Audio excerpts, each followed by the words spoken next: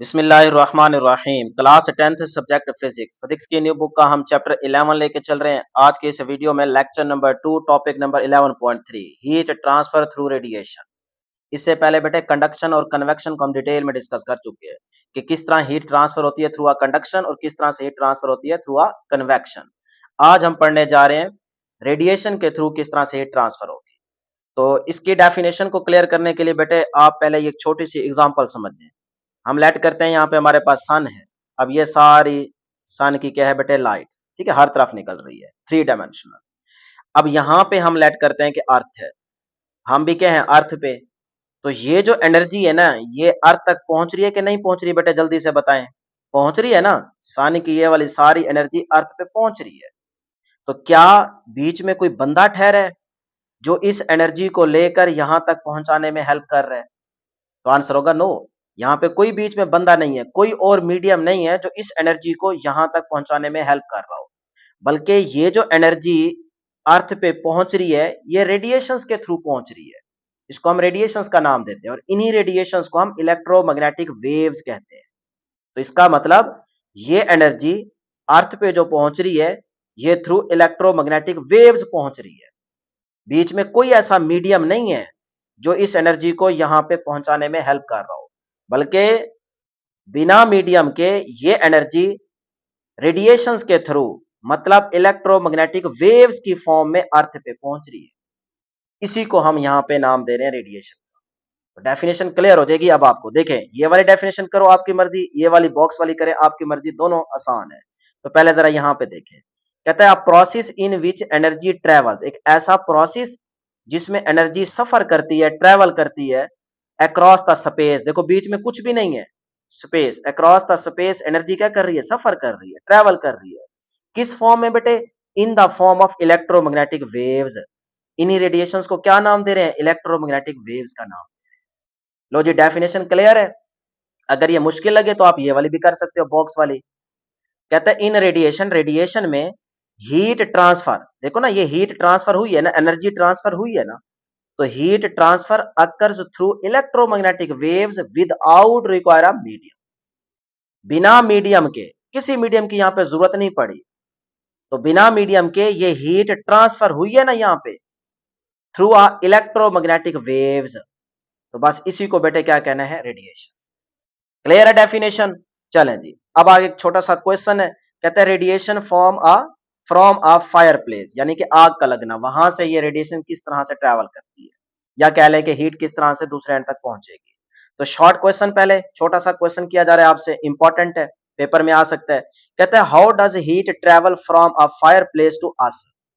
Fire place, आग का लगना। ये देखो डायग्राम में देखें 11.10 में, यहाँ पे कुछ लकड़ियां जमा करके उन्होंने आग लगा रखी है, लग रही है ना बेटे आग। अब वो कहते हैं कि आप लेट करो यहां तक, यहां पे आप ठहरे, सही है। तो वो कहता है यहां से ये जो हीट है ना वो हम तक कैसे पहुंचती है, यही सवाल कर रहा है। How does heat travel from a fire place to us. ये जो आग लगी है यहां से हीट हम तक कैसे पहुंचती है? Through a conduction, through a convection, through a radiation, या नन ऑफ दीज। ये एमसीक्यू भी बन सकता है। तो बेटे अब जरा यहाँ पे आंसर दीजिएगा, वीडियो को पॉज करके जरूर आंसर दें, लेकिन मैं आपको समझाता हूं। देखें पहले हम चेक कर लेते हैं कंडक्शन। कंडक्शन के केस में हमने क्या बात की थी? कंडक्शन के केस में हमने ये बात की थी कि भाई हमने हमारे पास कोई सॉलिड है, और सॉलिड में जो एटम्स मॉलिक्यूल्स की हम बात करते हैं वो क्लोजली पैक्ड होते हैं, एक दूसरे के साथ जकड़े होते हैं। तो हमने क्या किया था, एक एंड से हीट दी थी, ऐसे ही था ना बेटे, हमने एक एंड से हीट दी थी। तो उसके जो पहले पहले ये वाले एटम्स मॉलिक्यूल्स थे ये जल्दी हीट अप हो गए थे, इनकी एनर्जी बढ़ गई थी, ये तेजी के साथ वाइब्रेट करने लग गए थे, इनकी काइनेटिक एनर्जी बढ़ गई थी। याद आ रहा है ना? तो जब ये वाले एटम्स अगले एटम्स के साथ कोलाइड करेंगे, स्ट्राइक करेंगे, तो अपना एनर्जी का कुछ हिस्सा आगे वालों को ट्रांसफर कर देंगे, और उनकी वाइब्रेशन बढ़ जाएगी, उनकी काइनेटिक एनर्जी बढ़ जाएगी, वो फिर आगे वालों को ट्रांसफर करेंगे, उनकी काइनेटिक एनर्जी बढ़ जाएगी। तो इस तरह चलते चलते एक वक्त आएगा कि ये वाला एंड भी क्या हो जाएगा बेटे, हीट अप हो जाएगा, गर्म हो जाएगा। तो इस तरह से देखें, एक एंड से दूसरे एंड तक हीट क्या होगी, ट्रांसफर हो थ्रू अ कंडक्शन। सॉलिड की बात कर रहे हैं ना, तो ये था कंडक्शन। उसके बाद हमने पढ़ा था कन्वेक्शन। अब कन्वेक्शन में हमने बात की थी फ्लूइड की, यानी कि लिक्विड या गैस की। तो हम सपोज करते हैं एक बीकर है, यहां से हमने हीट दी, सही है। अब यहां से हमने हीट दी, इसके अंदर क्या है, सारा वाटर, लिक्विड। अब हमारे पास ये जो नीचे वाला हिस्सा होगा, यहाँ पे जैसी हीट मिलेगी तो वाटर के मॉलिक्यूल्स जो होंगे वो जल्दी हीट अप हो जाएंगे। अब लिक्विड फैलेगा, हीट मिल रही है ना नीचे से। जब लिक्विड फैलेगा तो वो क्या हो जाएगा बेटे, हल्का। तो जो हल्की चीज ऊपर की तरफ उठती है, तो ये नीचे वाले जो हॉटर मॉलिक्यूल्स होंगे ये ऊपर की तरफ उठेंगे, और ऊपर वाले जो ठंडे होंगे उनकी डेंसिटी क्या होगी, ज्यादा। पीछे पढ़ा के आया हूं, तो वो आएंगे नीचे की तरफ। यही प्रोसेस चलेगा ना बेटे। तो फिर यहाँ पे करंट कन्वेक्शन बनेगी कि नहीं बनेगी, बनेगी। तो यहां पे अब आपके पास क्या है, कन्वेक्शन। यहां पे भी हीट ट्रांसफर हुई, लेकिन कन्वेक्शन के थ्रू। तो अब वो सवाल में कह रहा था कि अगर यहां पे आग जलाई गई है, आप ठहरे हैं यहां पे, तो हमें बताएं कि हमारे तक यहां से हीट कैसे पहुंचती है। तो क्या कंडक्शन के थ्रू पहुंची है, नहीं। यहां पे तो देखें बीच में कुछ भी नहीं है, तो कंडक्शन को तो आप यहां पे समझ चुके हैं। तो क्या कन्वेक्शन के थ्रू पहुंचेगी आप तक हीट, तो आंसर होगा नो, क्योंकि कन्वेक्शन को भी आप यहां पे समझ चुके हैं, कोई लिक्विड गैस की यहां पे बात नहीं कर रहा। तो फिर पीछे बचता है बेटे रेडिएशन, और रेडिएशन आप यहां पे भी समझ चुके हैं कि देखो यहां से एनर्जी यहां पे पहुंची, बीच में कोई मीडियम नहीं है, तो वो एनर्जी या हीट ट्रांसफर हुई थ्रू आ इलेक्ट्रोमैग्नेटिक वेव्स, और इन्हीं इलेक्ट्रोमैग्नेटिक वेव्स को हम रेडिएशन का नाम दे रहे हैं। तो यहां पे भी देखो बीच में कोई चीज नहीं है बेटे, तो यहां पे ये सारी यहां पे क्या है बेटे, ये रेडिएशन, ये सारी साइडों पे ये रेडिएशन है। तो ये देखो यही रेडिएशन आप तक पहुंच रही है। तो हम कहेंगे कि जब आग जलाई गई है तो हम यहाँ पे ठहरे हैं, तो हमारे तक ये जो हीट पहुंच रही है ये थ्रू आर रेडिएशन पहुंच रही है, और इन्हीं रेडिएशंस को आप इलेक्ट्रोमैग्नेटिक वेव्स भी कहते हो। क्लियर होगी जी डेफिनेशन। तो आंसर क्या होगा बेटे, आंसर आप यहां पे देंगे कि आप तक या हम तक जो हीट पहुंच रही है वो थ्रू आर रेडिएशन पहुंच रही है। तो अगर एमसीक्यू आता है तो आप रेडिएशन के ऑप्शन को सिलेक्ट करेंगे। अब देखें गौर से मेरी बात समझ रहे हैं, तो आपको टॉपिक समझ आ रहा है। अगर आप थोड़ा सा फॉर्मेलिटी पूरी करेंगे तो फिर काम खराब हो जाएगा, फिर आपको समझ नहीं आएगी। एक एक लाइन पढ़ के आपको समझाएंगे इंशाल्लाह, टॉपिक 100% क्लियर करवाएंगे। अब जरा अगली बात आपको बताता हूं। इस क्वेश्चन का आंसर समझ आ गया, लेकिन यहाँ पे लिखा हुआ है ये बाद में पढ़ते हैं। इसी डायग्राम के अंदर आप तीनों का कॉन्सेप्ट क्लियर करें। अब अगर देखें आप सर्दियों के अंदर 2 3 4 5 बॉयज देहातों के अंदर अक्सर लकड़ियां इकट्ठी करके आग जला के बैठ जाते हैं, साइडों पे सर्कल बना लेते हैं, गपशप भी करते हैं, बुजुर्ग लोग भी और बच्चे भी। बच्चे मतलब अच्छी खासी एज वाले यंग बॉयज, तो वो फिर साइडों पे ऐसे हाथ करके ना, ऐसे साइडों पे अपने हाथ गर्म करते हैं। देखते हैं ना ये वाली मिसाल। तो अब आपको वहां पे कंडक्शन, कन्वेक्शन और रेडिएशन का कॉन्सेप्ट क्लियर हो जाना चाहिए उसी एक ही डायग्राम में। और जो खासकर गर्ल्स हैं वो अपने घर में किचन में जाके देख सकते हैं कि जब चूल्हे पे कोई बर्तन रखती हैं, कुछ खाना बनाती हैं, या पानी को गर्म करती हैं, या दूध वगैरह गर्म करती हैं, तो वो भी वहां पे तीनों का कंसेप्ट क्लियर कर सकती हैं। अब मैं समझाता हूं, देखो अगर आप इसकी साइडों पे बैठ के हाथों को यहाँ पे रख के गर्म कर रहे हो, तो आपके हाथ गर्म हो रहे हैं, तो आपसे पूछा जाएगा कि भाई यहाँ पे आप तक हीट कैसे पहुंच रही है, तो आप कहेंगे थ्रू आर रेडिएशन। देखो आप साइडों पे बैठे हो और यहां से आग लगा के बैठे हो, तो यहां तक जो हीट पहुंच रही है वो थ्रू आर रेडिएशन पहुंच रही है। तो आप कहेंगे हम रेडिएशंस के थ्रू अपने हाथ गर्म कर रहे हैं। क्लियर। अच्छा, अगर आप इसके ऊपर यहां पे अपने हाथ रखते हो, बिल्कुल आग के ऊपर, कुछ को होता है ना कीड़ा, सही है, तो वो फिर आग के ऊपर ही अपने हाथ रखते हैं, जैसे ही रखते हैं फिर उई करके हाथ पीछे हटा लेते हैं। तो वो यहाँ पे क्या चल रही है बेटे, कन्वेक्शन। देखिए उन्होंने लिखा भी हुआ है, क्योंकि यहाँ पे हवा है सारी, तो जो यहाँ पास पास से हवा गुजरेगी उसके वो हल्की हो जाएगी हवा, तो वो जो हल्की हवा होगी वो ऊपर की तरफ उठती है, और जो ऊपर ठंडी होगी वो नीचे की तरफ आएगी, तो वही कन्वेक्शन आ गया ना। ठीक है। तो गैस भी हमारे पास क्या है, फ्लूइड है, तो यहाँ पे इन्होंने लिखा हुआ है कन्वेक्शन। तो अगर आप हाथ यहाँ पे रखते हो, डालते हो, तो ये फिर कन्वेक्शन के थ्रू आपको हीट मिल रही है। अच्छा, अगर आप यहाँ से कोई लकड़ी एक उठा लेते हो, पीछे से नहीं आगे से, यहाँ पे, ठीक है, जहां पे वो थोड़ा सा ज्यादा बर्न हो चुकी होती है, तो जैसे ही आप लकड़ी उठाने की कोशिश करते हो, सम टाइम लकड़ी गर्म होती है, तो आप फेंक देते हो ऐसे, उई गर्म है यार। तो इसका मतलब आप बॉडी के कांटेक्ट में आए हो, तो फिर यहाँ पे जो आपको हीट मिली वो कंडक्शन के थ्रू मिली। तो इस तरह एक ही डायग्राम के अंदर आपको पता होना चाहिए कि कंडक्शन कहाँ पे हो रही है, कन्वेक्शन कहाँ पे हो रही है, और रेडिएशन के थ्रू कहाँ पे हीट मिल रही है। इसी तरह जो गर्ल्स हैं वो यहाँ पे समझ सकती हैं कि अगर आप चूल्हे पे कोई बर्तन रखती हैं, उसके अंदर कोई खाना बनाती हैं, या दूध गर्म करती हैं, या कोई पानी वगैरह गर्म करती हैं, तो देखें यहाँ से हीट मिली, अब हीट साइडों पे निकलेगी। तो सर्दियों में क्या होती है, जो अपने घर की औरतें हैं वो सारी ऐसे आहिस्ता आहिस्ता अपने हाथ भी साइडों पे ऐसे लगा के ना गर्म करती रहती है। अब देखो जब आप हाथ अपने साइडों पे यहाँ पे रखेंगी, तो यहाँ पे हीट मिल रही है ना, तो आप तक हीट कैसे पहुंच रही है, थ्रू आर रेडिएशन, ये सारी रेडिएशन निकल रही है। ठीक है, तो आप कहेंगे कि हम रेडिएशन के थ्रू अपने हाथ गर्म कर रहे हैं। अच्छा, अगर आप ऊपर से लेके आते हैं अपने हाथ यहाँ पे आके रखते हैं, तो फिर आप यहाँ पे कन्वेक्शन कहेंगे, क्योंकि देखो यहाँ पे हीट मिली तो ये मॉलिक्यूल्स गर्म हो जाएंगे, जल्दी हल्के हो जाएंगे, इनकी डेंसिटी कम हो जाएगी, ऊपर की तरफ उठेंगे, और ऊपर वाले ठंडे हैं तो वो उनकी डेंसिटी ज्यादा है तो वो नीचे की तरफ आएंगे। यहाँ पे क्या चल रहा है भाई, कन्वेक्शन। तो आप अगर इसके ऊपर बिल्कुल हाथ लेके आएंगे तो इसका मतलब आप कन्वेक्शन के थ्रू अपने हाथ गर्म कर रहे हैं, तो यहाँ पे हीट ट्रांसफर हो रही है थ्रू अ कन्वेक्शन। अच्छा, उसके बाद अगर आपने हैंडल पकड़ा है, हैंडल पे ना यहाँ पे वुडन बॉक्स भी लगा होता है, छोटा सा लकड़ी का पीस भी लगा होता है, तो वहां से आपको कोई हीट नहीं मिलती। लेकिन समटाइम्स ना जल्दी के चक्कर में आपका हाथ आगे चला जाता है यहाँ पे, और ये मेटल का होता है, ये गर्म हो चुका होता है, तो जैसे ही आपका हाथ आगे जाता है तो आप फिर उई करके छोड़ देते हो। तो यहाँ पे देखें बॉडी कांटेक्ट में आया है, तो यहाँ से जो हीट ट्रांसफर हुई है वो कंडक्शन के थ्रू हुई है। ठीक है, ये सॉलिड बॉडी आ गया ना, तो यहाँ पे कांटेक्ट में आए तो यहाँ पे हीट जो आपको मिली वो कंडक्शन के थ्रू मिली। हाँ, अगर आप इस लकड़ी वाले बॉक्स से पकड़ के इसको उतारेंगे हटाएंगे तो फिर आपको हीट नहीं मिलेगी, फिर आपको ये गर्म नहीं लगेगा। तो इस तरह से रेडिएशन, कंडक्शन, कन्वेक्शन को इस डायग्राम से भी समझ सकते हो, गर्ल्स के लिए खासकर, और जो बॉयज हैं खासकर देहात के, उनको तो ये समझ है पड़ी ना, यहाँ से वो अपना हाथ किस तरह से किस कैटेगरी में गर्म कर रहे हैं, वो भी कंडक्शन, कन्वेक्शन, रेडिएशन को समझ सकते हैं। देखो मैंने एक एक चीज क्लियर कर दी है, अब सारा आगे यही कॉन्सेप्ट चलेगा, बस डिफरेंट छोटी मोटी एग्जांपल्स को चेंज करता जाएगा। ले जी, अब इस क्वेश्चन का आंसर क्लियर है कि यहां तक आप तक जो हीट पहुंच रही है वो थ्रू आ रेडिएशन पहुंच रही है। अब जरा आंसर देखें, आंसर कैसे लिखेंगे वो भी यहाँ पे देख लें, लिखा हुआ है, यहां से यहां तक आप अपना आंसर लिखेंगे, यहां तक लिख लें, यहां तक लिख लें, एक ही बात है। कहते हैं heat does not reach us, heat does not reach us via conduction, इसका मतलब होता है बाय मींस ऑफ। इसका क्या मतलब होता है, इसको वाया पढ़ते हैं लेकिन यह है कि इसका मतलब होता है by means of. Heat does not reach us via conduction through the air because air. अच्छा, यहां तक पहले मतलब समझ लें, इसका मतलब बनता है बेटे कि हीट हवा के जरिए कंडक्शन से नहीं पहुंच सकती, हीट जो है वो हवा के जरिए कंडक्शन से हम तक नहीं पहुंच सकती, वो हमने यहां पे देख भी लिया, समझ भी लिया। आगे कहते हैं बिकॉज, क्योंकि air neither conducts heat efficiently nor transfer heat, कि जो हवा है वो ना तो बेटे हरारत को अच्छी तरह चलाती है आगे, और ना ही उसमें वो खसूसियत होती है कि वो हरारत को आगे मुंतकिल कर सके। तो इसीलिए फिर किसका मतलब कन्वेक्शन वाला भी प्रोसेस नहीं होगा, तो एयर की उसने अदा बता दी है कि भी क्योंकि एयर जो है, हवा जो है, ना तो ये हरारत को अच्छी तरह चलाती है और ना ही इसमें वो खसूसियत होती है कि ये हरारत को मतलब हीट को आगे मुंतकिल कर सके, तो इसलिए कंडक्शन के थ्रू तो कभी भी यहाँ पे आपको हीट नहीं पहुंच रही।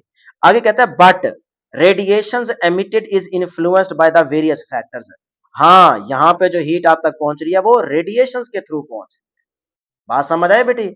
और रेडिएशंस का जो इमिशन है, अखराज है, वो मुख्तलिफ अवामिल पर मुतासिर होता है, यानी कि उसके मुख्तलिफ फैक्टर्स पे वो डिपेंड करती है, यानी कि इमिटेड रेडिएशन जो होती हैं, जो रेडिएशन एमिट हो रही है यहाँ से, वो एमिशन या इमिटेड रेडिएशन कुछ फैक्टर्स पे डिपेंड करती है। अगर वो फैक्टर्स डिफरेंट होंगे तो उनका बिहेवियर भी डिफरेंट होगा, जो एमिटेड रेडिएशन है। ये शॉर्ट में आ सकता है कि एमिटेड रेडिएशन किन फैक्टर्स पे डिपेंड करती है, तो उसमें पहले नंबर पे आप लिखेंगे the colour and texture of the surface. ठीक है, ये आपका पहला इंपॉर्टेंट पॉइंट बन जाएगा। देखो ना, अगर कलर डिफरेंट है, जैसे ब्लैक कलर होता है, अब अगर ब्लैक कलर है तो वो रेडिएशंस को एब्जॉर्ब भी बहुत अच्छे से करता है और एमिट भी बहुत अच्छे से करता है।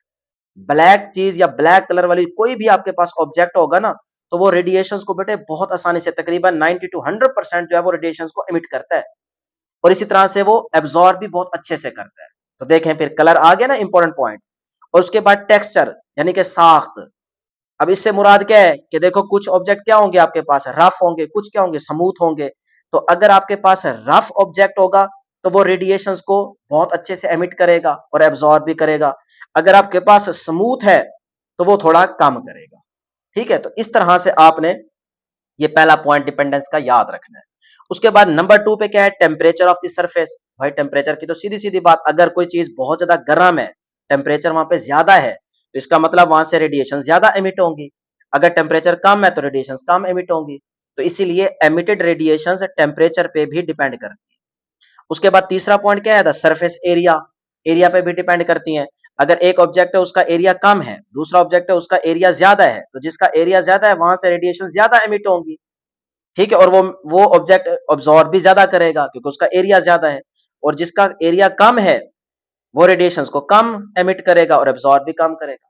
तो इसीलिए ये तीन फैक्टर्स बड़े इंपॉर्टेंट हैं, इन पे रेडिएशन जो एमिटेड रेडिएशन है वो डिपेंड करती है। ठीक है, अगर इनको इनको चेंज करेंगे तो फिर रेडिएशन के एमिशन और एब्जॉर्प्शन का भी फर्क पड़ेगा। क्लियर है जी यहाँ तक? चलें जी, बहुत इंपॉर्टेंट इंफॉर्मेशन सारी आपको यहाँ तक अभी तक मिल चुकी है। अब यहाँ पे आ जाए जी, आगे चलते हैं कि हमारे पास है वाई ऑब्जेक्ट कूल और वार्म ओवर अ टाइम, यानी कि वक्त के साथ साथ चीजें वक्त के साथ साथ ठंडी या गर्म क्यों होती है, ये वो आपसे सवाल कर रहा है। अब वो आगे दो सवाल और इसके अंदर मजीद ऐड कर रहा है समझाने के लिए, कहता है why does a hot cup of T cool down over a time, यानी कि अगर आपके पास एक कप चाय का गर्म है, आप उसको रख के बैठे हैं तो थोड़ी देर के बाद देखते हैं कि वो आहिस्ता आहिस्ता ठंडा होने लग जाता है। कहते हैं ना यार दोबारा गर्म करके आओ, ये ठंडी हो गई है, आप गप्पे मार रहे थे, होता है ना। तो वो यही सवाल कर रहा है, कहता है ऐसा क्यों होता है। And why does a cold glass of water warm up, इसी तरह से अगर आपके पास एक गिलास ठंडे पानी का है, उसको आप रख के बैठे हैं, थोड़ी देर बाद वो क्या हो जाता है, वो गर्म हो जाता है। तो ये चीज आपने उसको बतानी है, समझानी है, दोनों का आपने आंसर देना है। तो बड़ा ही आसान है भाई, यहाँ पे भी वही रेडिएशंस की एमिशन और एब्जॉर्प्शन का चक्कर है, बाकी कुछ भी नहीं है। अगर आप इसका आंसर देना तो बस एक ही लाइन में यही आंसर है कि due to absorption of the radiation and emission of the radiation, बस कहानी खत्म हो जाएगी। लेकिन आपकी बुक ने इसको किस तरह से आपको एक्सप्लेन किया है वो जरा यहाँ पे समझते हैं, फिर इस क्वेश्चन की तरफ भी आते हैं। ठीक है, अब आगे आपके पास ये आंसर ही है बेटे, सार आप लिखेंगे क्योंकि दो सवाल किए जा रहे हैं, तो उसको जरा समझाने के लिए उन्होंने एक्सप्लेन किया। यहाँ पे देखते हैं, कहता है all objects in a room, कमरे में सारे objects including the walls ceiling and floor radiate heat while simultaneously absorbing it. कहता है कमरे के अंदर जहां आप चाय का कप रख के बैठे हैं, वहां पे इर्द गिर्द बहुत सारी चीजें हैं, छत है, दीवारें हैं, फर्श है, उसके बाद कोई अलमारी वगैरह आपने उस कमरे में रखी हुई है, कोई और चीजें रखी हुई हैं, आप खुद बैठे हैं, तो ये सारी चीजें ना रेडिएशंस को एमिट भी कर रही हैं, रेडिएट करना, बाहर निकालना। ठीक है, तो वो रेडिएशंस को एमिट भी कर रही हैं और उसी वक्त सेम टाइम में वो चीजों को एब्सॉर्ब या रेडिएशंस को एब्सॉर्ब भी वो चीजें कर रही है।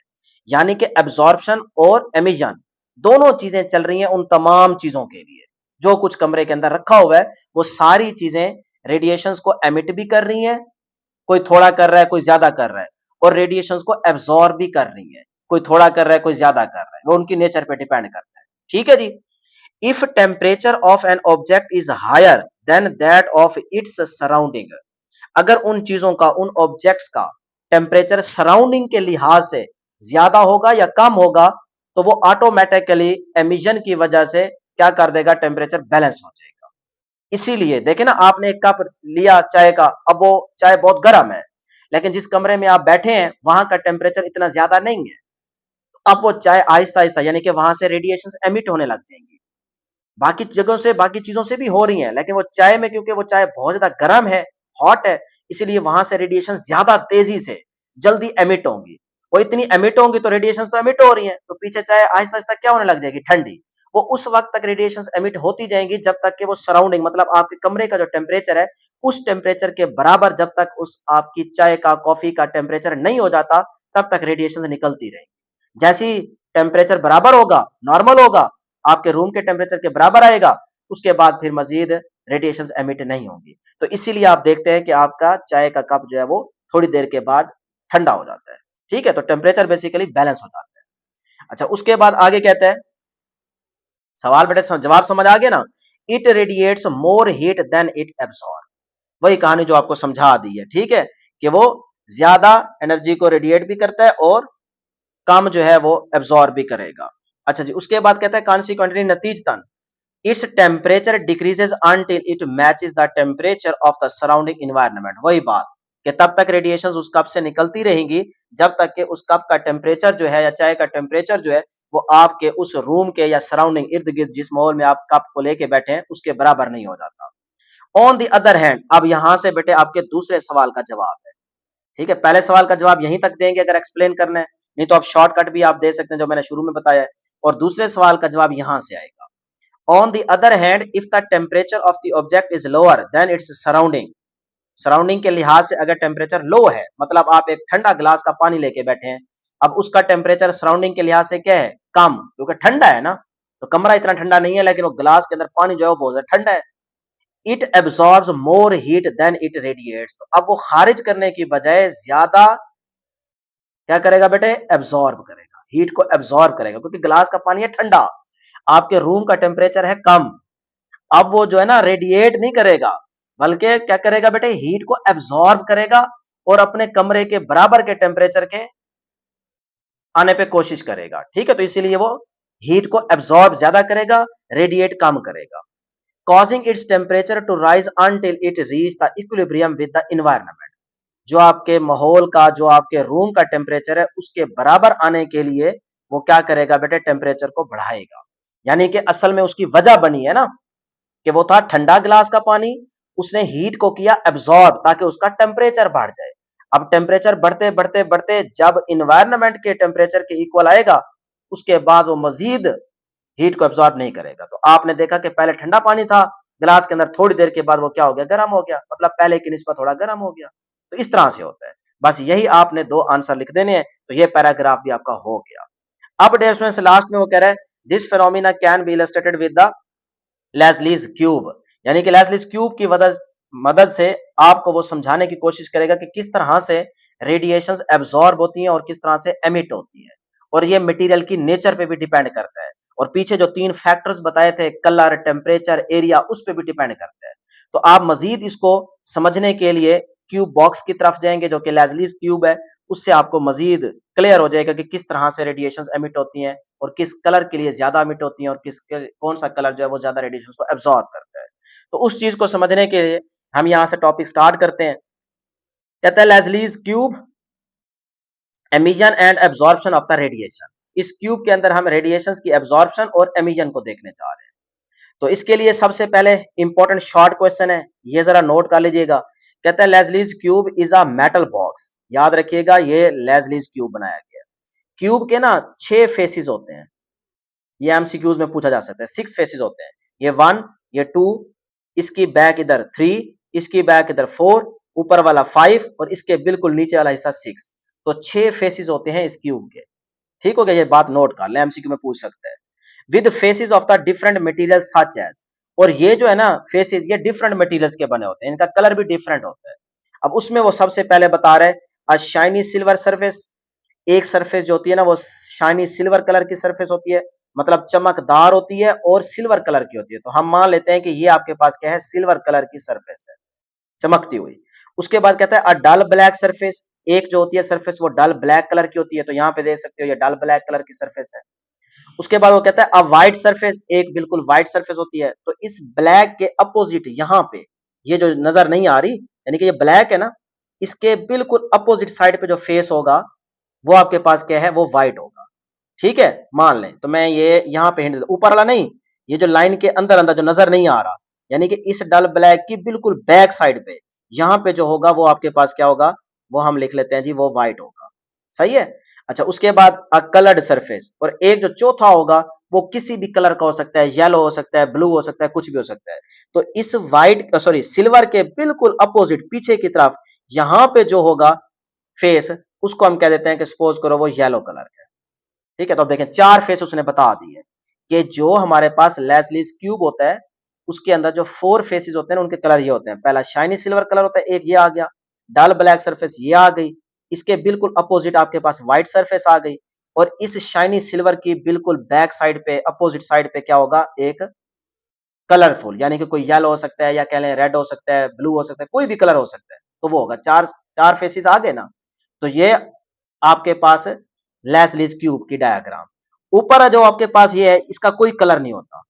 ठीक है ना, इसका कोई कलर नहीं होता टॉप पे, और नीचे नीचे अपोजिट हिस्सा जो होगा नीचे वाला बिल्कुल बॉटम पे, उसका भी कोई कलर नहीं होता। तो इस तरह देखो 6 फेसेस पूरे हो गए। 4 के उसने बता दिए कलर, 2 पीछे रह गए, एक ऊपर वाला जिसके ऊपर ढक्कन लगा होता है, इसके अंदर ढक्कन को हटा के या ओपन करके आप इसके अंदर गर्म पानी डालेंगे। ठीक है, और इसके नीचे वाला जो फेस होता है उसका भी कोई कलर नहीं होता। ये बात अपने सारे जहन में बिठा लें। अब हम देखेंगे कि बारी बारी कि भी जब इस ढक्कन को या लिड को हटा के इसके अंदर गर्म पानी डालेंगे, वाटर जब पानी इसके अंदर डालेंगे, तो फिर ये जो सारे फेसिस है ना इसकी साइडें, ये उस हीट को क्या करने लग जाएंगी, एब्जॉर्ब करने लग जाएंगी। तो हम देखते हैं कि कौन से कलर वाली सरफेस जो है वो ज्यादा अच्छे से हीट को एब्जॉर्ब कर रही है और ज्यादा अच्छे से रेडिएट कर रही है, मतलब एमिट कर रही है रेडिएशन। यही हमने चेक करना है, बाकी कोई इसमें समझने वाली बात नहीं है। ठीक हो गया जी। तो हम क्या करेंगे, इसके सामने रखेंगे एक रेडिएशन डिटेक्टर, यानी कि वो सारी रेडिएशंस को डिटेक्ट करके हमें बताएगा कि किस कलर वाले फेस पे ज्यादा रेडिएशंस एमिट हो रही है। तो हमने यहाँ पे डिटेक्टर लेके रखा हुआ है, और डिटेक्टर के साथ हमने यहाँ पे लगा रखा है गैल्वेनोमीटर, जो कि रीडिंग शो करेगा कि किस कलर वाले फेस की ज्यादा रेडिएशन एमिट हुई है, वो हम यहां से काउंट कर लेंगे, देख लेंगे। ठीक हो गया जी, डायग्राम की समझ आ गई। अब जरा इसको पढ़ते हैं। कहता है when the cube is filled with hot water, जब आप इस क्यूब को हॉट वाटर से फिल करेंगे, मतलब इस लिड को हटा के अंदर गर्म पानी डाल दें, and one face is directed towards the radiation detector, तो फिर उसके बाद ये सारे फेसिस जो होंगे चारों के चारों, ये क्या करेंगे, रेडिएशंस को एब्जॉर्ब करेंगे। एब्जॉर्ब करने के बाद फिर ये रेडिएशंस को एमिट भी करेंगे। बात समझ रहे ना बेटे। It is found that the dull black surface is the most effective emitter of heat. वो कहते हैं अब आप पहले इस डल ब्लैक सरफेस की बात कर लें। जब आप इस क्यूब का डल ब्लैक सरफेस इस डिटेक्टर के सामने आके रखेंगे, तो यहां से ये डिटेक्टर एमिट होने वाली सारी रेडिएशंस को क्या कर लेगा बेटे, काउंट कर लेगा। तो वो यही बात कर रहा है कि हमने देखा कि जो डल ब्लैक सरफेस की जब बारी आई, तो उसने सबसे ज्यादा रेडिएशंस एमिट की। तो यहां से पता ये चला कि जो ब्लैक सरफेस होती है, ब्लैक कलर की सरफेस होगी, ये ध्यान में रखें, एमसीक्यू बड़ा इंपॉर्टेंट है, वो ज्यादा रेडिएशंस को एमिट करेगी और ज्यादा रेडिएशंस को एब्जॉर्ब करेगी। तकरीबन 90 to 100% ब्लैक कलर रेडिएशंस को एब्जॉर्ब भी करता है और एमिट भी करता है। क्लियर हो गया जी यहां तक। चले आगे, कहते हैं the rate at which different surfaces absorb heat also varies based on their nature. यानी कि बाकी भी इसी तरह से आपने करके देख लेना है कि उनका क्या रेट आता है। तो बाकी जो भी कलर है, चाहे सिल्वर कलर है, चाहे इसके बाद आपने व्हाइट ले रखा है या येलो ले रखा है, रेड ले रखा है, तो उधर से भी रेडिएशंस एमिट होंगे। जब आप उन फेसिस को इस डिटेक्टर के सामने लेके आएंगे, तो वहां से भी रेडिएशंस एमिट हो रही होंगी, लेकिन वो कम हो रही होंगी क्योंकि उनकी नेचर ही डिफरेंट है। ठीक हो गया जी, यहां तक क्लियर है। चलें आगे, कहता है फॉर एग्जाम्पल, मिसाल के तौर पे, यानी कि नेचर के पॉइंट ऑफ व्यू से अगर नेचर डिफरेंट है कलर की, तो फिर रिजल्ट भी डिफरेंट मिलेगा। एब्जॉर्प्शन रेडिएशंस जो एमिट हो रही हैं, उनका एब्जॉर्प्शन और एमिशन का थोड़ा सा चेंज आएगा क्योंकि उनकी नेचर डिफरेंट है। एक कलर व्हाइट है, एक ब्लैक है, तो जब नेचर ही डिफरेंट हो गई, तो फिर एब्जॉर्प्शन और एमिशन भी थोड़ी सी क्या होगी, डिफरेंट होगी। तो उस डिफरेंस को क्लियर करने के लिए वो यहाँ पे मिसाल दे रहा है नेचर के लिहाज से। कहता है when comparing a dull black surface, एक डल ब्लैक सरफेस ले रहा है, उसको कंपेयर कर रहा है with a polished silver one, दूसरी ले रहा है पॉलिश की हुई सिल्वर कलर की सरफेस, दोनों को कंपेयर कर रहा है। The dull black surface absorbs heat more rapidly. वो कहता है हमने देखा कि जो डल ब्लैक सरफेस है, वो बहुत तेजी से रेडिएशंस को क्या करती है, हीट को क्या करती है, एब्सॉर्ब करती है, causing its temperature to rise quickly, जिसकी वजह से उस डल ब्लैक सरफेस का टेम्परेचर बहुत तेजी से बढ़ जाता है। while the polished silver surface absorb heat more slowly and warms up at much slower rate।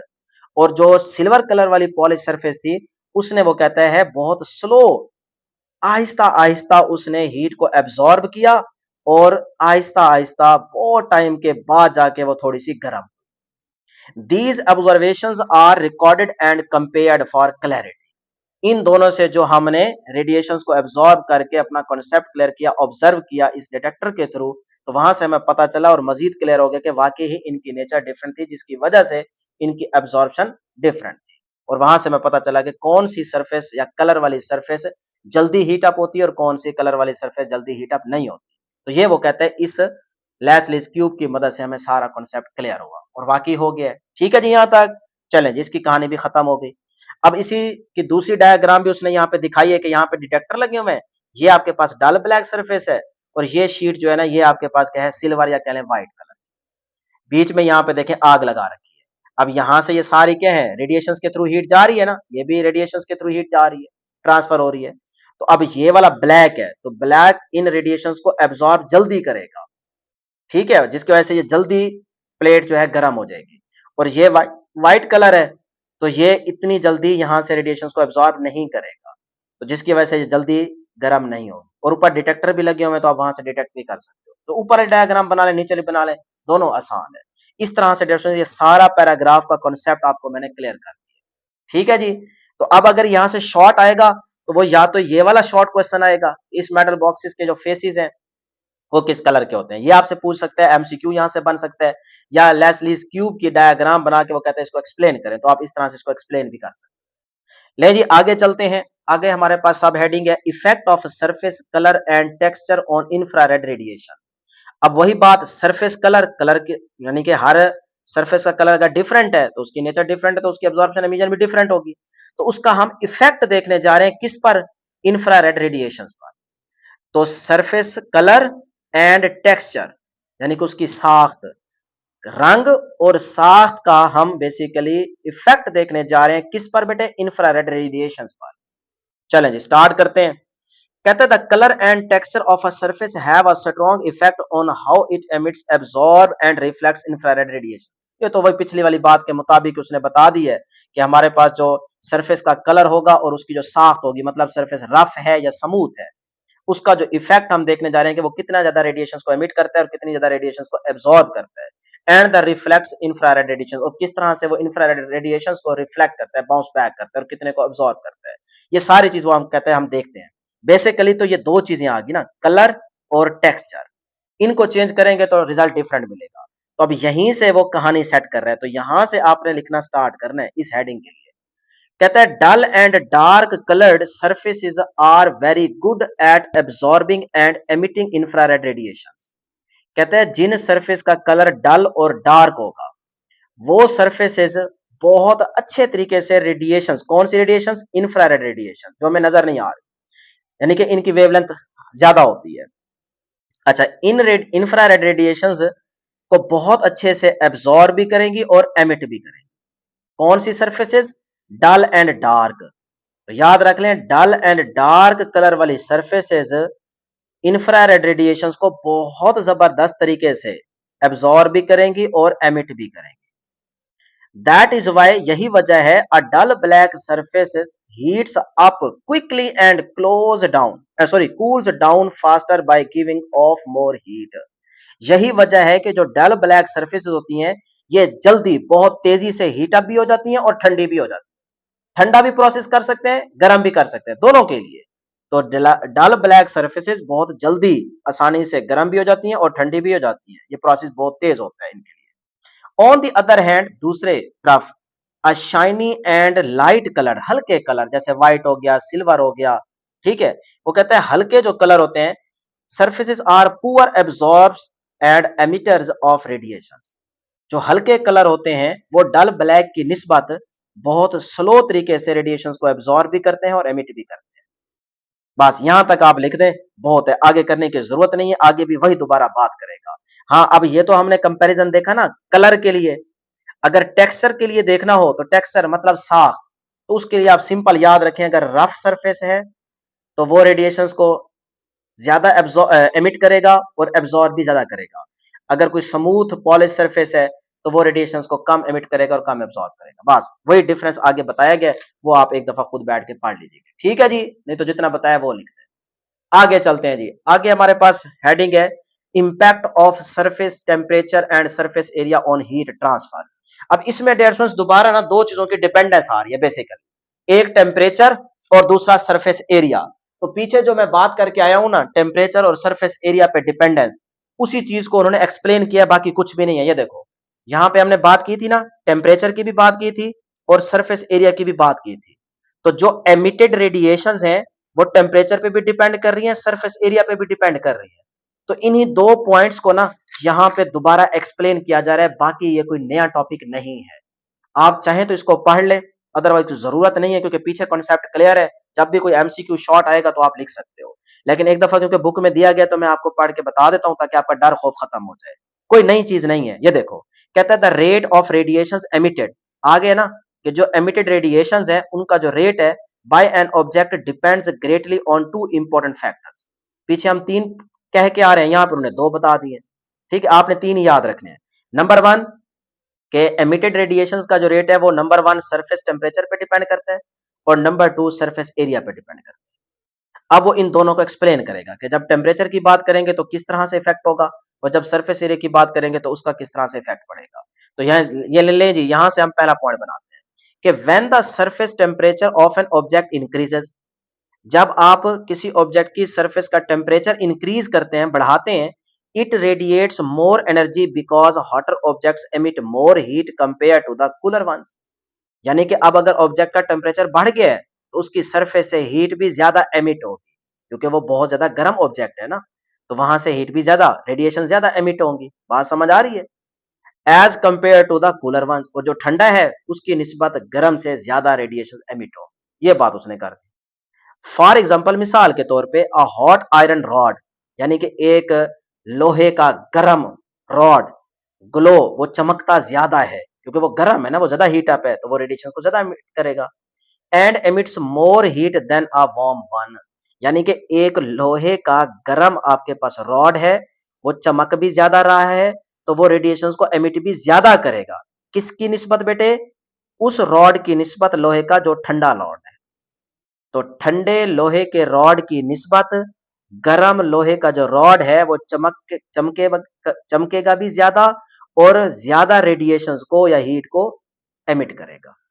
Clear है जी? बस इसका मतलब टेम्परेचर की वजह से, तो जिस ऑब्जेक्ट का टेम्परेचर ज्यादा, वहां से रेडिएशन ज्यादा एमिट होंगे। इसके अलावा कुछ भी उसने बात नहीं की। अब आगे कहता है सिमिलरली, इसी तरह अब वो सरफेस एरिया के लिहाज से बताएगा। कहता है surface area also plays a major role. If an object has a larger surface area, it can emit or absorb more heat at a faster rate. अगर किसी ऑब्जेक्ट का सरफेस एरिया ज्यादा है, मैंने पीछे बात बताई थी, यहाँ पे ये देखो, यहाँ पे कि अगर एरिया ज्यादा है तो वहां से रेडिएशन एमिट भी ज्यादा होंगी, अगर एरिया कम है तो रेडिएशन एमिट कम होंगी। ठीक है, तो सरफेस एरिया पे भी ये चीज डिपेंड करती है। बस वही चीज उसने यहाँ पे बताई है और कोई नई बात नहीं की। हाँ, एक छोटा सा यहाँ पे एमसीक्यू आपसे पूछा जा सकता है। कहता है this is why radiators use, जो हम घरों में रेडिएटर्स यूज करते हैं, कहता है for heating rooms are made with lots of thin slots or fins to increase their surface area without taking up too much space. यानी कि बिना ज्यादा स्पेस लिए आप घरों के अंदर जो रेडिएटर्स इस्तेमाल करते हैं, वो कहता है उसके अंदर ना बहुत सारे क्या लगे होते हैं, थिन स्लॉट्स लगी होती हैं या फिर फिन्स लगाई जाती हैं, ताकि वहां का एरिया बढ़ जाए। जब एरिया बढ़ेगा तो वहां से रेडिएशन ज्यादा एमिट होंगे। इस तरह से आपने ये वाला एक एमसीक्यू भी नोट कर लेना है। ले जी, अब दोनों का कॉन्सेप्ट क्लियर हो गया ना, टेम्परेचर का भी पता चल गया और इस तरह से सरफेस एरिया का भी कॉन्सेप्ट क्लियर हो गया। ठीक है, अब उन दोनों को क्लोज करके वो यहाँ पे बात बता रहे हैं। दस, बस both of higher surface temperature and a larger surface area help an object emit the thermal energy more quickly through the radiation. कि अगर आपके पास हायर सरफेस टेम्परेचर वाले ऑब्जेक्ट्स हैं या फिर जिनका एरिया बहुत ज्यादा है, वो वाले ऑब्जेक्ट क्या करते हैं, थर्मल एनर्जी को बहुत आसानी से और जल्दी थर्मल एनर्जी को एमिट करते हैं। किसके थ्रू बेटे? रेडिएशंस के थ्रू, मतलब इलेक्ट्रोमैग्नेटिक वेव्स के थ्रू। ले जी, ये टॉपिक भी आपका खत्म हो गया। अब बेटे पीछे ना, यहाँ पे एक छोटा सा मेरा ख्याल है कि मैंने नहीं बताया, ये पेज नंबर 25 पे ये एक छोटा सा शॉर्ट क्वेश्चन, इसको क्लियर कर ले, पूछ सकता है difference between the conduction, convection and radiation. तो वैसे तो तीनों डेफिनेशन जो पीछे पढ़ाई है वो भी आप लिख सकते हो, नहीं तो यहाँ पे शॉर्टकट बताया गया, ये आप लिख ले तो बहुत अच्छी बात है। देखो यहाँ पे क्या कह रहा है, कन्वेक्शन इज व्हेन लिक्विड और गैसेस गेट हीटेड। कन्वेक्शन वो अमल है जिसमें लिक्विड और गैस गर्म होती है, बस। कंडक्शन क्या है? कंडक्शन आप कह सकते हैं कि वो अमल है जिसमें गर्म चीज किसी दूसरी गर्म चीज को छू कर उसे भी गर्म कर देती है। रेडिएशन क्या है?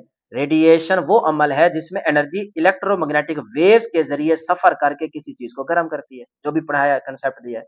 तो इस तरह तीनों को आप अपने आसान अल्फाज में इस तरह से भी डिफाइन कर सकते हो। ले जी, उसके बाद कोई साइड इन्फॉर्मेशन रह तो नहीं गई? हाँ, अब यहाँ पे एक छोटी सी बॉक्स दिया गया, इसको भी आप याद रखेंगे। इसमें देखें क्या कह रहा है, कहता है हीट फ्रॉम द सन। ये जो अभी आपको कंसेप्ट दिया ना, ये सारा वही वाला है। ठीक है, कि सूरज की रोशनी हम तक रेडिएशंस के जरिए पहुंचती है, तो वही बात तो वो यहाँ पे कर रहे हैं कि heat from the sun reach us through the radiation. तो एक किस्म का एमसीक्यू क्लियर हो गया। आपसे पूछेगा ना कि सूरज से हम तक जो हीट है वो कैसे पहुंच रही है, किसके थ्रू पहुंच रही है, कंडक्शन, कन्वेक्शन या रेडिएशन। तो पीछे स्टार्ट में आपको यहाँ पे कंसेप्ट क्लियर कर दिया था, तो आप कहेंगे रेडिएशन के थ्रू। तो वही वाला एमसीक्यू यहाँ पे भी दोबारा बता दिया। ठीक है जी, यहाँ तक क्लियर है। अच्छा, नीचे जो है ना आपके पास फिर से वही एमसीक्यू जो बढ़ा चुका हूँ। कहता है dull black surface absorb and emit more heat than the shiny surface. भाई जो डल ब्लैक सरफेसेस होती हैं, बार बार यही पढ़ा के आ रहा हूँ, वो ज्यादा जल्दी से रेडिएशंस को एमिट भी करती हैं और एब्जॉर्ब भी करती हैं। किसकी निस्बत? शाइनी सरफेस की निस्बत। कोई भी कलर वाली और सरफेस लेंगे तो उसकी निस्बत जो डल ब्लैक सरफेस होती है, ये ज्यादा रेडिएशंस को एब्जॉर्ब भी करती हैं और एमिट भी करती हैं। दैट इज वाई, यही वजह है कि सोलर पैनल्स आर ब्लैक। यही वजह है कि सोलर प्लेट्स जो है, सोलर पैनल की प्लेटें जो है ना, वो ब्लैक कलर की होती हैं, ताकि वो जल्दी सूरज की रेडिएशंस को एब्जॉर्ब भी करें और एमिट भी करें। ठीक हो गया जी, यहां तक क्लियर है? चलें जी, अब आ जाते हैं जी, इसकी अगली हेडिंग है, वो है measuring temperature using an infrared thermometer. सही है, ये जो, यानी कि अगर किसी ऑब्जेक्ट का आपने टेम्परेचर मालूम करना है, तो सिर्फ उस थर्मोमीटर को उस ऑब्जेक्ट के सामने ऐसे लेके आए और वहां से आप अपनी स्क्रीन के ऊपर देख लेंगे कितना टेम्परेचर है, वो काउंट कर लेगा। यानी कि ऑब्जेक्ट के साथ कॉन्टेक्ट में लेके आने की जरूरत ही नहीं है। ये जब कोविड आया था 19, तो तब ये वाले थर्मोमीटर इस्तेमाल किए गए थे, क्योंकि बंदों को तो टच कर नहीं पा रहे थे। ठीक है, तो इसलिए वो दूर से जो है ना इन इंफ्रारेड थर्मोमीटर का इस्तेमाल करके चेक कर रहे थे कि बंदे का कितना टेम्परेचर है। ठीक हो गया जी। तो उसी का कॉन्सेप्ट यहाँ पे वो दे रहे हैं, तो होनी चाहिए, अच्छी इन्फॉर्मेशन है। बाकी इसमें कोई इंपॉर्टेंट चीज तो है नहीं, लेकिन इन्फॉर्मेशन बेस्ड आपको ये पता होना चाहिए। ले जी, स्टार्ट करते हैं। शॉर्ट क्वेश्चन में पूछ सकता है, ठीक है, किसको डिफाइन करें। कहता है एन इंफ्रारेड थर्मोमीटर, जैसा कि डायग्राम में दिखाया गया, ये है इंफ्रारेड थर्मोमीटर। बस कुछ भी नहीं करना होता, इसको उठाएं, इसका ट्रिगर प्रेस करें, जिस बंदे का टेम्परेचर मालूम करना उस बंदे को इसके सामने खड़ा करें। ठीक है, गैप हो बीच में, सपोज करें ये एक बंदा ठहरा है, अब यहाँ पे आपने इस थर्मोमीटर को उठा रखा है, तो बस इसका ट्रिगर प्रेस करें, वो इसको फौरन आपको काउंट करके बता देगा इसका कितना टेम्परेचर है। बस यही काम है, बहुत ही आसान है इसको चलाना। कहता है an infrared thermometer measures the temperature of an object without touching them. जिस चीज का आप टेम्परेचर मालूम करना चाह रहे हैं उसको टच किए बगैर ये वाला जो थर्मोमीटर है, इंफ्रारेड थर्मोमीटर, ये उसका टेम्परेचर मालूम कर सकता है। इट डिटेक्ट्स द हीट, यानी कि infrared radiations emitted by the object. जो ऑब्जेक्ट से रेडिएशंस एमिट हो रही होती हैं, हीट एमिट हो रही होती है, ये उसको बेसिकली डिटेक्ट करता है। क्लियर जी। During the Covid 19 pandemic, pandemic कहते हैं आलमी वबा, ये जो कहते हैं ना यार वबा आ गई है, किसी को टच करो तो उसको भी कोरोना हो रहा है, फलानी चीज, ये कोविड 19 जब आया था, तो उसी की बात कर रहा है। These thermometers were used widely to check body temperature safely. तो यही थर्मोमीटर वो कहता है तब यूज किए जा रहे थे, इससे अगले का टेम्परेचर बड़े आसानी से और महफूज तरीके से मालूम किया जा रहा था, उसको टच किए बगैर। They are also useful for checking the heat of ovens, machines or even dangerous radioactive materials. Nuclear material जो होते हैं उनका भी, इस तरह से गर्म चीजों का भी, बाकी मशीन्स का भी आप इसको इसका उसका टेम्परेचर चेक कर सकते हैं इस थर्मोमीटर, इंफ्रारेड थर्मोमीटर से। To use it, we point the thermometer at the object, press the trigger and read the temperature on the screen. वो कहते हैं इसको चलाना बहुत ही आसान है, कुछ ना करें, आप उस बंदे को इसके सामने आके खड़ा कर दें और चुप करके एक ट्रिगर प्रेस कर दें। देखें ना, ट्रिगर प्रेस कर दें, उसके बाद वो उस बंदे का टेम्परेचर जो है वो आपको स्क्रीन पे शो कर देगा किसका इतना टेम्परेचर है। कोई था मुश्किल काम? बिल्कुल भी नहीं था, अच्छी इन्फॉर्मेशन थी, तो बस इसको याद रखें। लो जी, इस तरह से ये टॉपिक खत्म हो गया है। नेक्स्ट हमारे पास जो है ना वो है बेटे एप्लीकेशन। ये देखें यहाँ पे हमारे पास है एप्लीकेशंस ऑफ हीट ट्रांसफर। बहुत ही आसान है, जो कुछ पीछे पढ़ा है वही दोबारा बता रहा है। पता नहीं समझ नहीं आती कि भाई एक छोटा सा टॉपिक है, उसको बार बार घुमा फिरा के वही बातें करी जा रहा है, कोई नई चीज नहीं बता रहा। हकीकत में ये देखें, जब आपने यहाँ पे ये टॉपिक पढ़ा है ना, तो मेरे लिहाज से सिर्फ यही आप तैयार कर लो ना अच्छे तरीके से, जो मैंने समझाया है डेप्थ में जाके। बाकी आगे सारा कुछ वही घूम रहा है, इसी के आसपास सारी चीजें घूम रही है, कोई नई चीज नहीं आ रही। तो बहरहाल, क्योंकि छोटे बच्चे हैं आप लोग, बार बार कहते हैं सर जी ये वाला करना है, ये वाला नहीं करना, तो इसीलिए मैं सारे पॉइंट्स देखो बनवा रहा हूं। जहां जहां फिर बाद में ना पूछना कि सर जी ये भी बता दें करना है कि नहीं करना, भाई ये मैंने बता तो दिया है। देखो ये शॉर्ट क्वेश्चन आ सकता है, उसके अंदर आप इन 2 पॉइंट्स को लिखोगे, तो ये सारा ही करना पड़ेगा। उसके बाद ये मैंने इंपॉर्टेंट लाइंस अंडरलाइन किया ताकि एमसीक्यू या इस पैराग्राफ के अंदर जो बात कीजिए उसको शॉर्टकट आप क्लोज कर सको। बाकी ये साइड बॉक्स बता दिए, तो इस तरह से टॉपिक को पढ़ोगे समझोगे तो आपके चीजें आपकी क्लियर होंगी ना। अच्छा, इधर आ जाए, अगर शॉर्ट क्वेश्चन इसके बारे में पूछे, इंफ्रारेड थर्मोमीटर के बारे में, तो आप यहां से यहां तक लिख दो बस। ज्यादा एक्सप्लेन करना चाहो तो फिर आप आगे वाली चीजें ऐड कर सकते हो, किसको कहां कहां यूज किया जा सकता है, लेकिन फिलहाल यहां से यहां तक इसकी डेफिनेशन के तौर पे आप इसको शॉर्ट में लिख सकते हो। बाकी अब और मैं क्या निशान लगवाऊं, बार बार बच्चे कहते हैं सर जी निशान लगवाए, निशान लगवाए। भाई ये सारे लगवा तो रहा हूं, ये सारी मेहनत आपके लिए तो की हुई है, नहीं तो मैं तो इन टॉपिक्स को 10-15 मिनट में क्लोज कर सकता हूँ, समझा सकता हूँ। अच्छा जी, अब आ जाए यहाँ पे, ये शॉर्ट भी आ सकता है, लॉन्ग भी आ सकता है। Applications of the heat transfer, heat को ट्रांसफर करने का यूज, ठीक है, किस तरह से आप हीट ट्रांसफर कर सकते हैं, डिफरेंट उसके वेज बताएगा यहाँ पे। तो एप्लीकेशंस देखते हैं जी। नंबर 1 एप्लीकेशन जो है ये है heating object such as kitchen pans. ये जो किचन के अंदर आप देखते हैं कि पैंस को गर्म किया जाता है, तो वहां पे हीट किस तरह से ट्रांसफर होती है, उसका कॉन्सेप्ट वैसे पीछे दे चुका हूं, मेरा ख्याल नहीं है दोबारा बताने के, लेकिन फिर भी बच्चे बार बार कहते हैं सर जी ये नहीं करना, ये हमने छोड़ देना है, तो इसीलिए अब दोबारा पढ़ना पड़ेगा।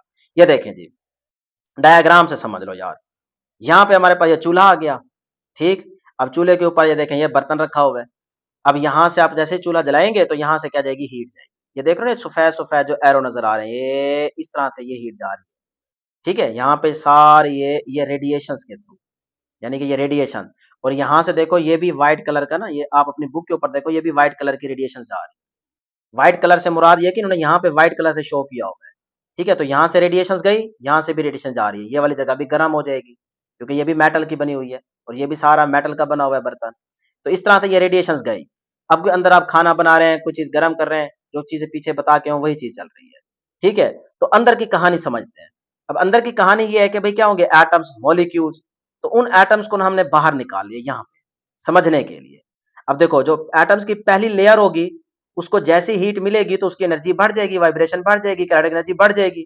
वो एटम्स, मॉलिक्यूल्स आगे वाली लेयर के साथ जाकर हिट करेंगे, टकराएंगे, तो उनको एनर्जी का कुछ हिस्सा ट्रांसफर कर देंगे। इस तरह करते करते करते दूसरे एंड पे हीट पहुंच जाएगी। तो यहाँ पे क्या प्रोसेस चल रहा है भाई, कंडक्शन। तो वही चीज उसने यहाँ पे लिख दी है कि the transfer of heat through a material by a direct contact. Direct contact में आओगे तो वो प्रोसेस चलेगा कंडक्शन। मैंने पीछे भी बताया आपको। ठीक है, तो अब जैसे यहाँ पे आप हाथ लगाते हैं तो ये जगह गर्म होती है, तो आप कांटेक्ट में आ गए ना, तो यहाँ पे क्या प्रोसेस है, कंडक्शन। अच्छा, अगर साइडों पे आप बैठ के हाथ लगाते हो, साइडों पे हाथ लगाते नहीं हो, मतलब हाथ रखते हो ऐसे साइडों पे, तो ये सारी क्या निकल रही है, रेडिएशन। तो इसका मतलब आप तक हीट पहुंच रही है रेडिएशन के थ्रू। बात समझ रहे हैं ना। और इसी तरह अगर इसके अंदर जाके यहाँ पे हाथ रख के बैठोगे कि गर्म हो जाए, तो फिर यहाँ पे जो मॉलिक्यूल्स गर्म है उनकी डेंसिटी कम हो जाएगी, वो ऊपर की तरफ उठेंगे, जो ऊपर वाले होंगे वो नीचे की तरफ आएंगे, तो यहाँ पे क्या है, कन्वेक्शन। वही डायग्राम है यार, तो यहाँ पे हीट को ट्रांसफर करने का वो मेथड बता रहे हैं, तरीका बता रहे हैं। तो ले जी यहाँ पे देखते हैं। कहता है वन, जो समझाया है वही यहाँ पे लिखा हुआ है, आप अपनी वर्डिंग भी बना सकते हो। कहता है one everyday application of heat transfer is when we cook food using the kitchen pan. कहते हैं हम रोजमर्रा जिंदगी में देखते हैं कि जिस तरह से आप अपने घर के अंदर कोई खाना पकाते हैं किचन के अंदर जाके। ठीक है, when a pan is placed on a stove, यानी कि चूल्हे के ऊपर आप एक बर्तन रखते हो। हीट फ्रॉम द फ्लेम और हीटिंग एलिमेंट, यानी कि आपका जो आग लगा रखी है वहां से या कोई और एलिमेंट है तो वहां से हीट क्या हो रही है, ट्रांसफर होती है to the pan mainly by conduction. यानी कि यहां से हीट यहां पे ट्रांसफर हुई किसके थ्रू बेटे, कंडक्शन के through. The metal of the pan, अब ये जो बर्तन बना हुआ है वो कहता है वो मेटल का बना हुआ है। बीइंग अ गुड कंडक्टर, क्योंकि ये मेटल का बना हुआ है, गुड कंडक्टर होता है metal, quickly absorb the heat and passes it through the surface, जिसकी वजह से ये जल्दी क्या करता है बेटे, गर्म हो जाता है, अपने अंदर से हीट को पास होने देता है और उसकी हीट सरफेस पे आ जाती है। अच्छा, this cause the entire pan to become hot, यही वजह है कि ये जल्दी गर्म हो जाता है। Along food placed inside to cook evenly, जिसकी वजह से इसके अंदर जो खुराक आप पकाना चाह रहे हैं वो जल्दी पक जाता है। था मुश्किल काम यार, ये सारी चीजें तो पीछे भी बता के आए हैं। आगे देखें जी, second application, using thermal insulation to maintain the temperature of a liquid. ये जो आपके घरों के अंदर थर्मोस होते हैं, ठीक है, कहते हैं यार इसके अंदर चाय रख दो या कॉफी रख दो, आधे घंटे के बाद पी लेंगे, यहाँ पे गर्म पड़ी रहेगी। तो अब वो चीज आपको समझाने जा रहे हैं, थर्मोफ्लास्क। ठीक है जी, तो ये है जी आपके पास थर्मोफ्लास्क, जो आपके घर के थर्मोस वगैरह रखे हुए हैं उनकी बात कर रहे हैं। तो यहाँ पे पहले डायग्राम समझे। इसके अंदर ना बेटे ये आपके पास आ गया कैप, यानी कि ढक्कन।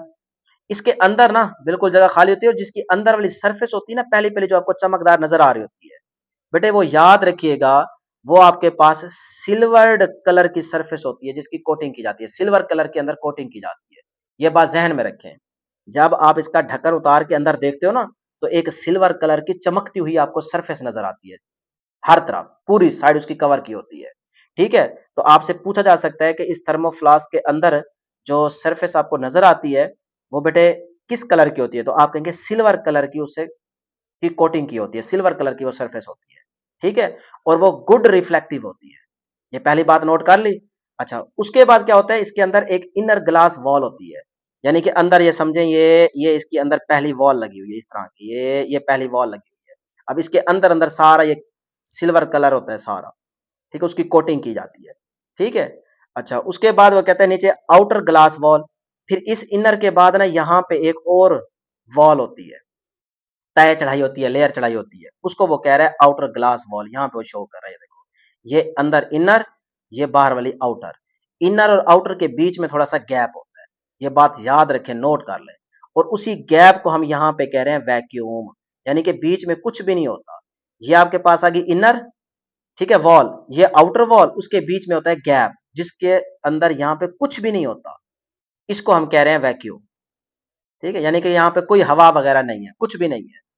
अच्छा, उसके बाद आ गया हॉट लिक्विड। इसके अंदर आपने क्या डालना होता है, गर्म पानी या कोई दूध वगैरह, चाय वगैरह कुछ भी डालते हैं, वो इसके अंदर सारी आ जाती है। अच्छा, इसके बारे में बता दिया, इसके बारे में बता दिया। उसके बाद है आउटर केसिंग, इंसुलेटेड सपोर्ट, यानी कि इसके बाहर यहाँ पे ना सारा इंसुलेटर लगा होता है, ताकि जब आप उसको हाथ लगाए तो आपको वो गर्म ना लगे, बस अंदर ही अंदर गर्म रहे जो चीज आपने रखी हुई है।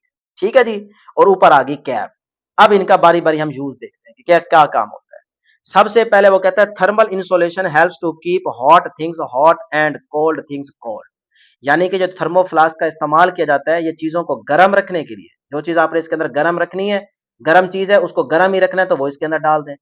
और इस तरह अगर कोई चीज ठंडी है तो उसको ठंडा रखना है तो वो भी इसके अंदर रख दें, वो भी ठंडी पड़ी रहेगी।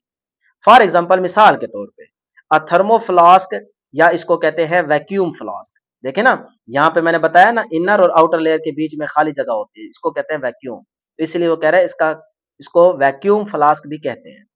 इसका बड़ा इंपॉर्टेंट रोल है, देखिए मैं भी बताता हूँ। Has double walls with a vacuum between them. ये जो वैक्यूम होता है वो कहता है ये डबल वॉल्स के बिटवीन होता है। बात समझ आई? तो मैंने शुरू में ही बता दिया है कि इनर और आउटर वॉल्स के दरमियान होता है वैक्यूम। अब ये क्या करता है? The vacuum stops heat transfer by conduction and convection. ये बात इंपॉर्टेंट है इसलिए मैंने मार्क कर रखी है, देखिए ना हाईलाइट किया हुआ है। The vacuum stops heat transfer by conduction and convection because there is no air और मटेरियल टू मूव हीट। वो कहता है ये वैक्यूम कंडक्शन के थ्रू या कन्वेक्शन के थ्रू हीट को अंदर ना तो ट्रांसफर होने देता है ना ही उसको बाहर निकलने देता है। बस इसका यही काम है कि कंडक्शन कन्वेक्शन के थ्रू ये हीट को ट्रांसफर नहीं होने देता, उसको रोक लेता है। बस जो चीज अंदर गर्म आ गई उसको गर्म ही रखेगा, इसका यही काम है। बिकॉज क्योंकि देयर इज नो एयर, क्योंकि ये तो वैक्यूम है, इसके अंदर कोई एयर तो है नहीं जो हीट को एक जगह से दूसरी जगह ले जाए। Or material to move heat, या उसके अंदर कोई और मटेरियल नहीं पड़ा हुआ जो किसी हीट को एक जगह से दूसरी जगह ले जाए या उसको एब्जॉर्ब कर ले या इमिट कर ले। तो इसीलिए वैक्यूम का क्या काम है कि ये कंडक्शन और कन्वेक्शन के थ्रू हीट को ट्रांसफर नहीं होने देता। क्यों? क्योंकि इसमें कोई एयर नहीं होती, कोई मटेरियल नहीं होता जो हीट को मूव करा सके। तो इसीलिए जो चीज इसके अंदर गर्म आई है वो गर्म ही पड़ी रहेगी। बात समझ आई जी? यही लाइन इंपॉर्टेंट थी। आगे आप इसको देखना चाहें तो देख सकते हैं, अदरवाइज कंसेप्ट तो यहाँ पे क्लियर हो गया। The inside walls of the flask are coated with are reflective layer, जो कि क्या है, सिल्वर कलर की कोटिंग की होती है अंदर, अंदर वाली लेयर को। That bounces back radiations to keep the liquid warm. अब जब आपने इसके अंदर गर्म चीज डाली है बेटे, वहां गर्म चीज से क्या होंगे, रेडिएशंस निकलेंगी। तो उसके अंदर जो अंदर वाली सरफेस है वो तो सिल्वर कलर की कोटिंग से बनी हुई है, उस पर कोटिंग की गई है, तह चढ़ाई गई है। तो सिल्वर कलर क्या करता है, गुड बाउंस बैक करता है उन रेडिएशंस को, यानी कि उन्हीं रेडिएशंस को बाउंस बैक करता रहता है, वो हीट सारी की सारी अंदर ही रह जाती है और वो चीज गर्म रह जाती है। फिर the outer causing sorry the outer casing and lid are made of the insulating materials like plastic or stainless steel to prevent heat loss। कहते हैं इसी तरह से जो उसके ऊपर ढक्कन लगा होता है और बाहर वाली जो सरफेस होती है वो आपके पास प्लास्टिक की होती है, या कह लें कि आप उसको इंसुलेटर मटेरियल की बना सकते हैं, ताकि वो जो बाहर वाली हीट है वो अंदर ना आ सके और जो अंदर वाली है वो बाहर ना आ सके। अच्छा जी, उसके बाद कहता है this smart design helps liquids like a tea, coffee और soup to stay at the right temperature for many hours. यही वजह है कि इसको हम इस तरह से डिजाइन करते हैं ताकि इसके अंदर अगर आपने गर्म चाय रखनी है तो वो गर्म पड़ी रहेगी, गर्म कॉफी है तो उसको गर्म ही रखना है, कोई सूप वगैरह है या इसके अलावा आप और भी कोई चीज रखना चाहें गर्म वाली, तो उसको भी आप कई घंटों तक उसका टेम्परेचर मेंटेन कर सकते हैं। ठीक है, तो उसके लिए थर्मोफ्लास्क का इस्तेमाल किया जाता है। लो जी, लास्ट हेडिंग है इस टॉपिक की, रिड्यूसिंग थर्मल एनर्जी ट्रांसफर इन बिल्डिंग्स। बड़ी बड़ी बिल्डिंग्स या घरों के अंदर या आपके दफ्तर के अंदर आप अपनी थर्मल एनर्जी को किस तरह से कम कर सकते हो, मतलब हीट को रिड्यूस कर सकते हो। अब उसके लिए आपको समझाने की कोशिश कर रहा है। कहता है thermal insulation in buildings helps to keep them warm in winter and cool in summer. कहता है thermal insulation in buildings, buildings के अंदर थर्मल इंसुलेशन का कॉन्सेप्ट यही मदद इसलिए करता है to keep them warm in winter, यानी कि सर्दियों के अंदर आप उसको क्या रखना चाह रहे हैं, गर्म, अपने घरों को या अपनी बिल्डिंग को। एंड कूल इन समर, और गर्मियों के अंदर आप उनको ठंडा रखना चाह रहे हैं। तो उसके लिए आप यहाँ पे किस तरह से थर्मल एनर्जी को रिड्यूस करेंगे उसका कॉन्सेप्ट समझाएगा। कहता है by adding things like thick curtains, यानी कि बड़े बड़े भारी पर्दे लगा लो। देखते हो ना आप अपने कमरे के अंदर बड़े बड़े भारी पर्दे लगाते हो मोटे, ताकि हीट अंदर ना आए, कमरा ठंडा रह जाए। इस तरह वो कहते हैं आप फोम वगैरह वो भी लगा सकते हो, ताकि जब आप देखते हैं कमरे के अंदर अगर दरवाजा थोड़ा सा फर्श से ऊपर हो तो वो नीचे फोम लगा देते ताकि एसी की जो ठंडक है वो बाहर ना निकले। ठीक है, तो वो भी आप इस्तेमाल कर सकते हो इन द वॉल्स, दीवारों में। उसके बाद डबल ग्लास विंडो का भी आप इस्तेमाल कर सकते हो। इस तरह वो कहते हैं फॉल्स सीलिंग, ये भी आप इस्तेमाल कर सकते हो। इससे भी आपकी ना हीट बाहर निकलेगी ना अंदर आएगी। जो आप काम करना चाह रहे हैं वो कहते हैं इनको यूज करके आप कर सकते हो। We can reduce heat loss through the conduction, convection and radiation. यानी कि आप हीट को रिड्यूस कर सकते हो किसके थ्रू बेटे? कंडक्शन के थ्रू भी कर सकते हो, कन्वेक्शन के थ्रू भी कर सकते हो और रेडिएशन के थ्रू भी कर सकते हो, तीनों के थ्रू कर सकते हो। इन कोल्ड वेदर, ठंडे मौसम में insolation stops warm indoor air from escaping. यानी कि आप चाह रहे हैं कि वो जो गर्म है हीट या हवा वो आपके ठंडे कमरे में ना आए, तो आप क्या करेंगे भाई? इन चीजों का यूज करेंगे, डबल विंडो का इस्तेमाल कर लें, उससे बाहर की हीट जो है वो अंदर नहीं आएगी। अब उसके लिए यहां पर उन्होंने दिखा दिया है कि डबल ग्लास विंडो ये वाली है। ठीक है, ये डबल ग्लास विंडो, ये देखें पहली लेयर ये आ गई, दूसरी ये आ गई, ये डबल दो आ गई ना। तो ये डबल ग्लास विंडो यूज कर लें। अगर आप अपने कमरे को ठंडा रखना चाह रहे हैं तो बाहर की जो हीट होगी वो अंदर आएगी नहीं, आपने डबल ग्लास विंडो लगा रखी है। इसी तरह से ये आप यहाँ पे फॉल सीलिंग का भी समझ सकते हैं कि अगर आप ये देखते हैं ना छतों के ऊपर हम ये सीलिंग करवाते हैं, वो इसीलिए कि यार बाहर की जो हीट ज्यादा है ना वो ज्यादा ना आए, ताकि कमरा ज्यादा ठंडा रह जाए। इस तरह से अगर आप सर्दियों के अंदर अंदर कमरे को गर्म रखना चाह रहे हैं तो वो बाहर ना निकले, वो सारी की सारी यहाँ पे अब्जॉर्ब हो जाए हीट। ठीक है, तो बहरहाल ठंडा करें या गर्म करें वो आप इन चीजों को यूज करके अपने कमरे का बंदोबस्त कर सकते हैं। अच्छा जी, आगे कहते हैं this reduce the need for heaters and air conditioner, saving energy and lowering cost. इससे फायदा क्या होता है भाई? फायदा क्या होता है? एक तो आपकी बचत हो जाती है ना इन चीजों को यूज करने से, आपका ज्यादा खर्चा नहीं होता, बचत हो जाती है, और उससे आप हीट को ना बाहर फेंक पा रहे हैं और ना ही अंदर डाल पा रहे हैं। अपने मौसम के हिसाब से आप अपने को कमरे को या घर को सेट कर ही बैठे हैं। अच्छा जी, उसके बाद कहता है जी एनर्जी भी आपकी सेव हो गई। अच्छा, even simple ideas like using proper shading outside the windows और ensuring the good ventilation can make a big difference in. बस खत्म होगी कहानी, आगे उन्होंने बताया ही नहीं है, यहाँ तक उन्होंने छोड़ दिया। ये देखो ये हाल है बुक को प्रिंट करने वालों का या बुक को लिखने वालों का।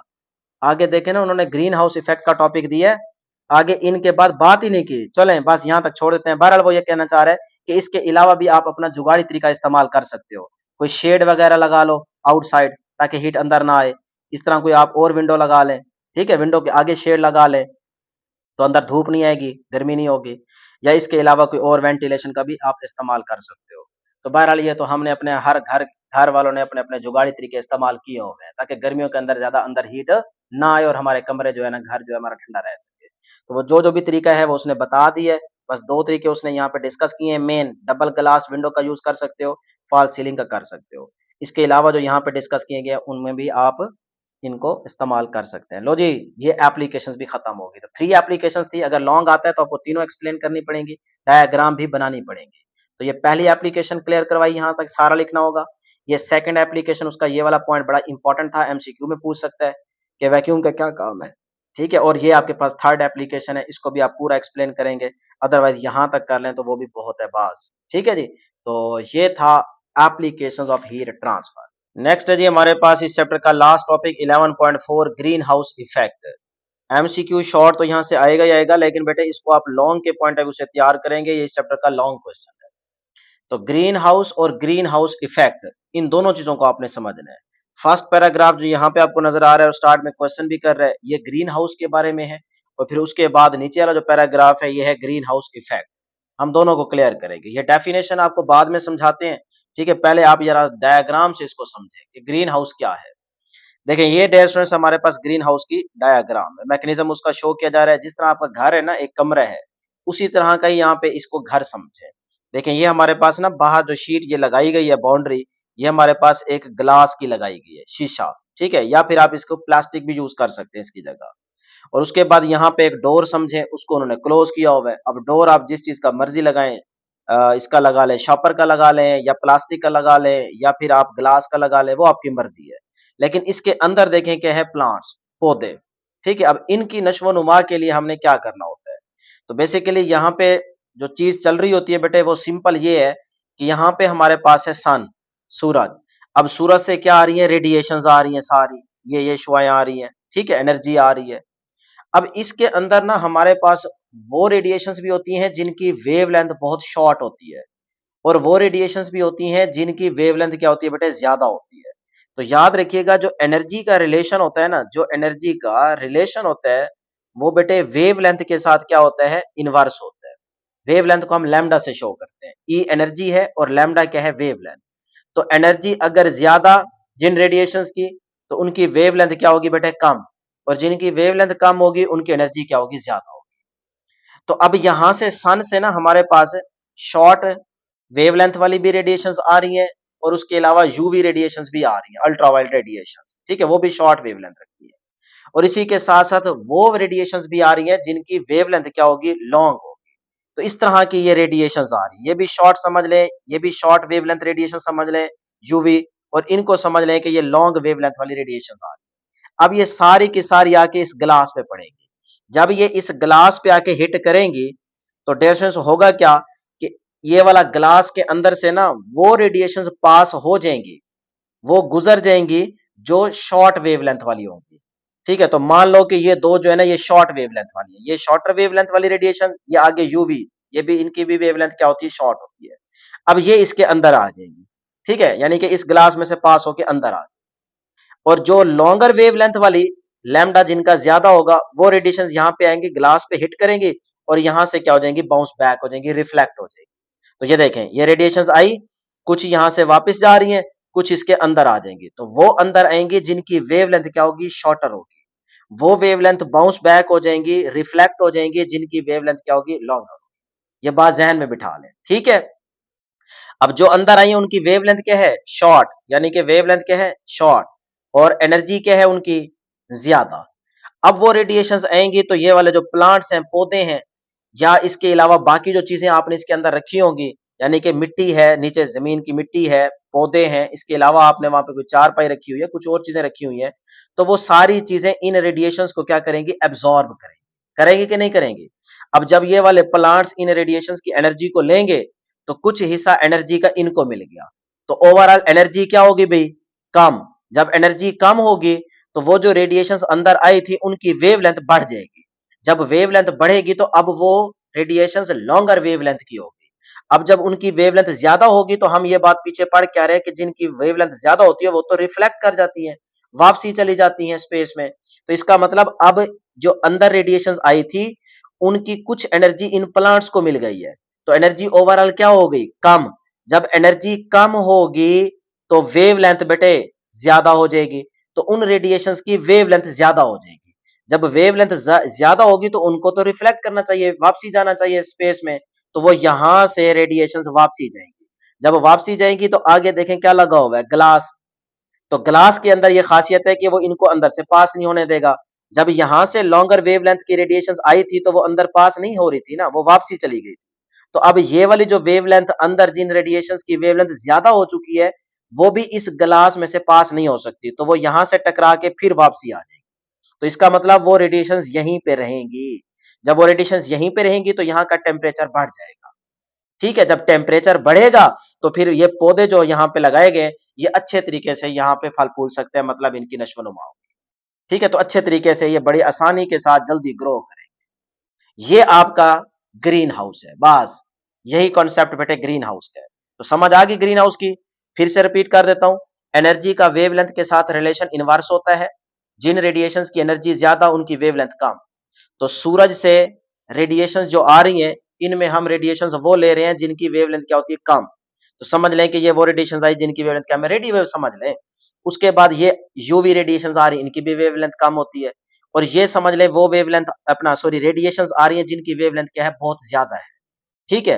अब जिन रेडिएशंस की वेवलेंथ ज्यादा होगी उनको ये ग्लास पास नहीं होने देगा, बल्कि वो रेडिएशन यहाँ पे ग्लास पे हिट करेंगी और यहाँ से रिफ्लेक्ट हो जाएंगी, बाउंस बैक हो जाएंगी, स्पेस में चली जाएगी वापसी। और जिनकी रेडिएशंस की वेवलेंथ शॉर्ट होगी, कम होगी, वो रेडिएशंस अंदर चली जाएंगी, ग्लास में से पास होके अंदर आ जाएगी, यहाँ पे आ जाएगी। अब ये जो पौधे यहाँ पे लगाए गए हैं या मिट्टी है वो इन रेडिएशंस को एब्सॉर्ब करेगी, जिन रेडिएशंस की वेवलेंथ क्या है बेटे, शॉर्ट।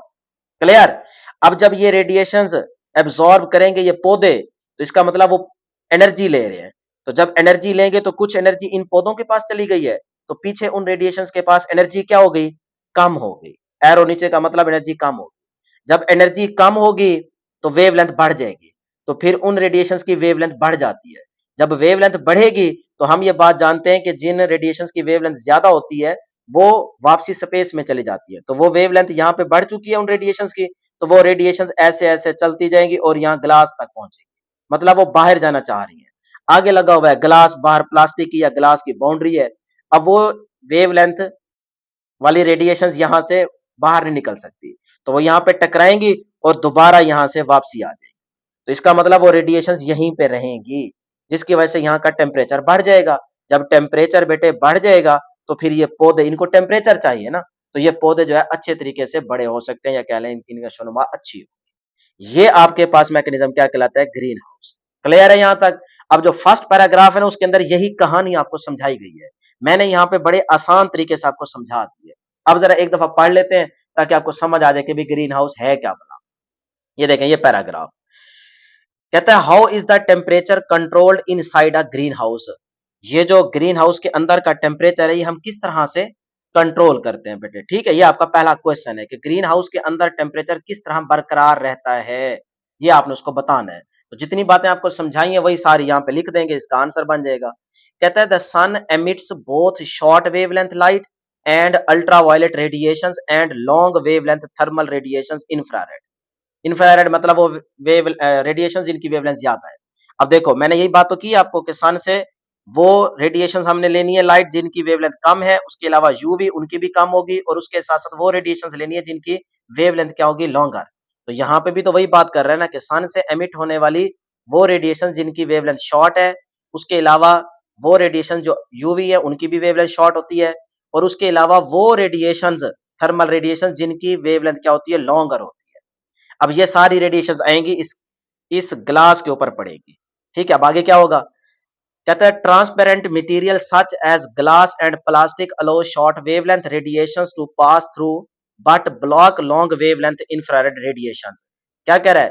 कहता है वो वेवलेंथ या रेडिएशंस जिनकी वेवलेंथ शॉर्ट है, जैसे यूवी हो गया और बाकी वो रेडिएशन जिनकी वेवलेंथ शॉर्ट है, वो ये ट्रांसपेरेंट मीडियम या ग्लास या कोई और प्लास्टिक समझ लें, वो यहां से सारी रेडिएशन पास कर जाएंगे। लेकिन जो लॉन्गर वेवलेंथ होगी उनको ये क्या कर देगा? ब्लॉक कर देगा, रोकेगा, और वो यहां से लॉन्गर वेवलेंथ की रेडिएशन टकरा कर वापसी चली जाएगी, ठीक है जी। This creates a heat trap inside the greenhouse. इस तरह से जब ये रेडिएशन शॉर्टर वेवलेंथ वाली अंदर आ जाएंगी तो इसका मतलब यहाँ पे वो सारी की सारी हीट क्या हो जाएगी? ट्रैप हो जाएगी, वो सारी हीट यहीं पे रहेगी। इस तरह से उसका टेम्परेचर क्या हो जाएगा? बरकरार रहेगा। कहता है बस यहां तक लिख देंगे, आंसर बहुत है। आगे वाला लिखना चाहें तो लिख सकते हैं, तो थोड़ा सा बस पढ़ के समझ लें, बहुत है। यहां तक भी छोड़ देंगे तो नंबर पूरे मिलेंगे। The rays from the sun warm the objects inside the greenhouse and these objects emit radiations with the longer wavelength. यानी कि जो रेडिएशंस अंदर आ गई हैं उनसे अब ये वाले प्लांट्स एनर्जी लेंगे, तो एनर्जी क्या हो जाएगी? ओवरऑल कम उन रेडिएशंस की, तो एनर्जी कम तो वेवलेंथ बढ़ जाएगी। अब उन रेडिएशन जो अंदर आ चुकी है उनकी वेवलेंथ बढ़ गई है। जब वेवलेंथ बढ़ जाएगी तो हाउ एवर द ग्लास और प्लास्टिक शीट्स प्रिवेंट, यानी कि उनको महफूज करेगी। तो जब वेवलेंथ बढ़ जाएगी तो वेवलेंथ जो बढ़ जाती है वो तो वापसी चली जाती है स्पेस में, तो ये वापसी जाने की कोशिश करेंगी, लेकिन आगे जो ये प्लास्टिक लगा हुआ है या ग्लास लगा हुआ है ये उनको रोक लेगा, बाहर नहीं निकलने देगा बल्कि इधर ही रखेगा। तो वही वो कह रहे हैं, उनको महफूज कर लेता है। This longer wavelength radiation from the escape, उनको बाहर निकलने से महफूज कर लेता है, मतलब रोक लेता है ये वाला glass. Reflecting it's back into the greenhouse and maintaining a warm environment that benefits plant growth. इस तरह से वो सारी की सारी रेडिएशंस यहाँ पे रहेंगी जिसकी वजह से यहाँ का टेम्परेचर बढ़ जाएगा, और वो कहता है कि इस तरह से ग्रीन हाउस के अंदर जो टेम्परेचर होगा वो मेंटेन रहेगा, मतलब हीट ज्यादा होगी तो ये वाले जो प्लांट्स हैं वहां से अच्छे तरीके से ग्रो कर सकते हैं, उनको फायदा होगा। लो जी, ये था ग्रीन हाउस। तो फर्स्ट पैराग्राफ में जो क्वेश्चन किया जा रहा है बेटे, उसका आप यहाँ से आंसर लिख देंगे। बाकी सारी बातें वही यहाँ पे लिखी गई हैं जो मैंने यहाँ पे डायग्राम में समझा दी है। तो ये था ग्रीन हाउस। अब हम पढ़ते हैं ग्रीन हाउस इफेक्ट। इसको जरा समझते हैं, कोई मुश्किल काम नहीं है। अब यहाँ पे ना ग्रीन हाउस इफेक्ट में सिर्फ ये वाला ग्लास नहीं होता, यानी कि सूरज से रेडिएशन डायरेक्ट जमीन पे पड़ रही होती है। अब बीच में क्या चीज होती है जो इस तरह का रोल प्ले करती है कि शॉर्टर वेवलेंथ को पास होने दे और लॉन्गर वेवलेंथ वाली रेडिएशंस को बाउंस बैक कर दे, वो जरा समझते हैं। बस ये एक फर्क समझ लें, बाकी सारी कहानी यही है।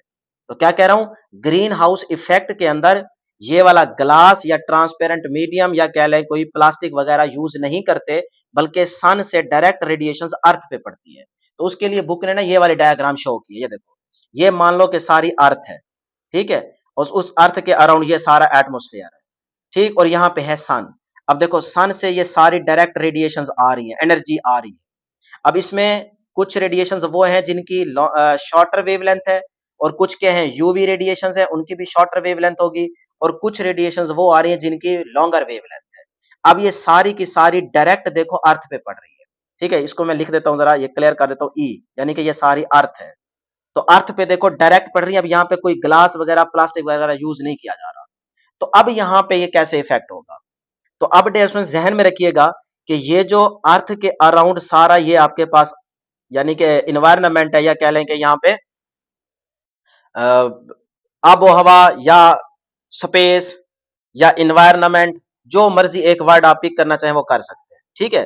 तो अब इस जगह पे ना हमारे पास दो चीजें होती है। नंबर वन, वाटर वेपर्स होते हैं वहां के अंदर के नहीं होते, होते हैं। तो यहाँ पे वाटर वेपर्स भी होंगे अर्थ के अराउंड, और यहाँ पे कार्बन डाइऑक्साइड भी होती है।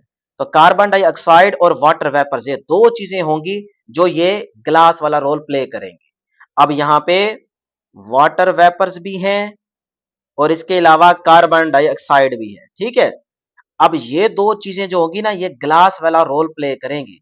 जब रेडिएशंस आएंगी तो ये दो चीजें क्या करेंगी, शॉर्टर वेवलेंथ वाली रेडिएशंस को अंदर यानी कि अर्थ पे आने देंगी, और जो लॉन्गर वेवलेंथ वाली रेडिएशंस होंगी उनको ये वापसी भेज देंगी, उनको ब्लॉक कर देंगी। तो इस तरह से अभी भी अर्थ पे क्या हो रही है, वो रेडिएशंस पड़ रही हैं जिनकी वेवलेंथ क्या है, शॉर्ट। तो अब अर्थ पे जितनी भी चीजें होंगी, दरख्त हैं, पौधे हैं, हम रह रहे हैं, बाकी इसके अलावा चीजें हैं या मिट्टी है, वो सारी इन रेडिएशन से एनर्जी लेगी। जब वो एनर्जी लेगी तो एनर्जी इधर अंदर क्या हो जाएगी, मतलब अर्थ पे क्या हो जाएगी, कम। तो उन रेडिएशन की वेवलेंथ बढ़ जाएगी। अब वो वेवलेंथ जिनकी बढ़ चुकी है वो रेडिएशन बाहर जाना चाहेंगे।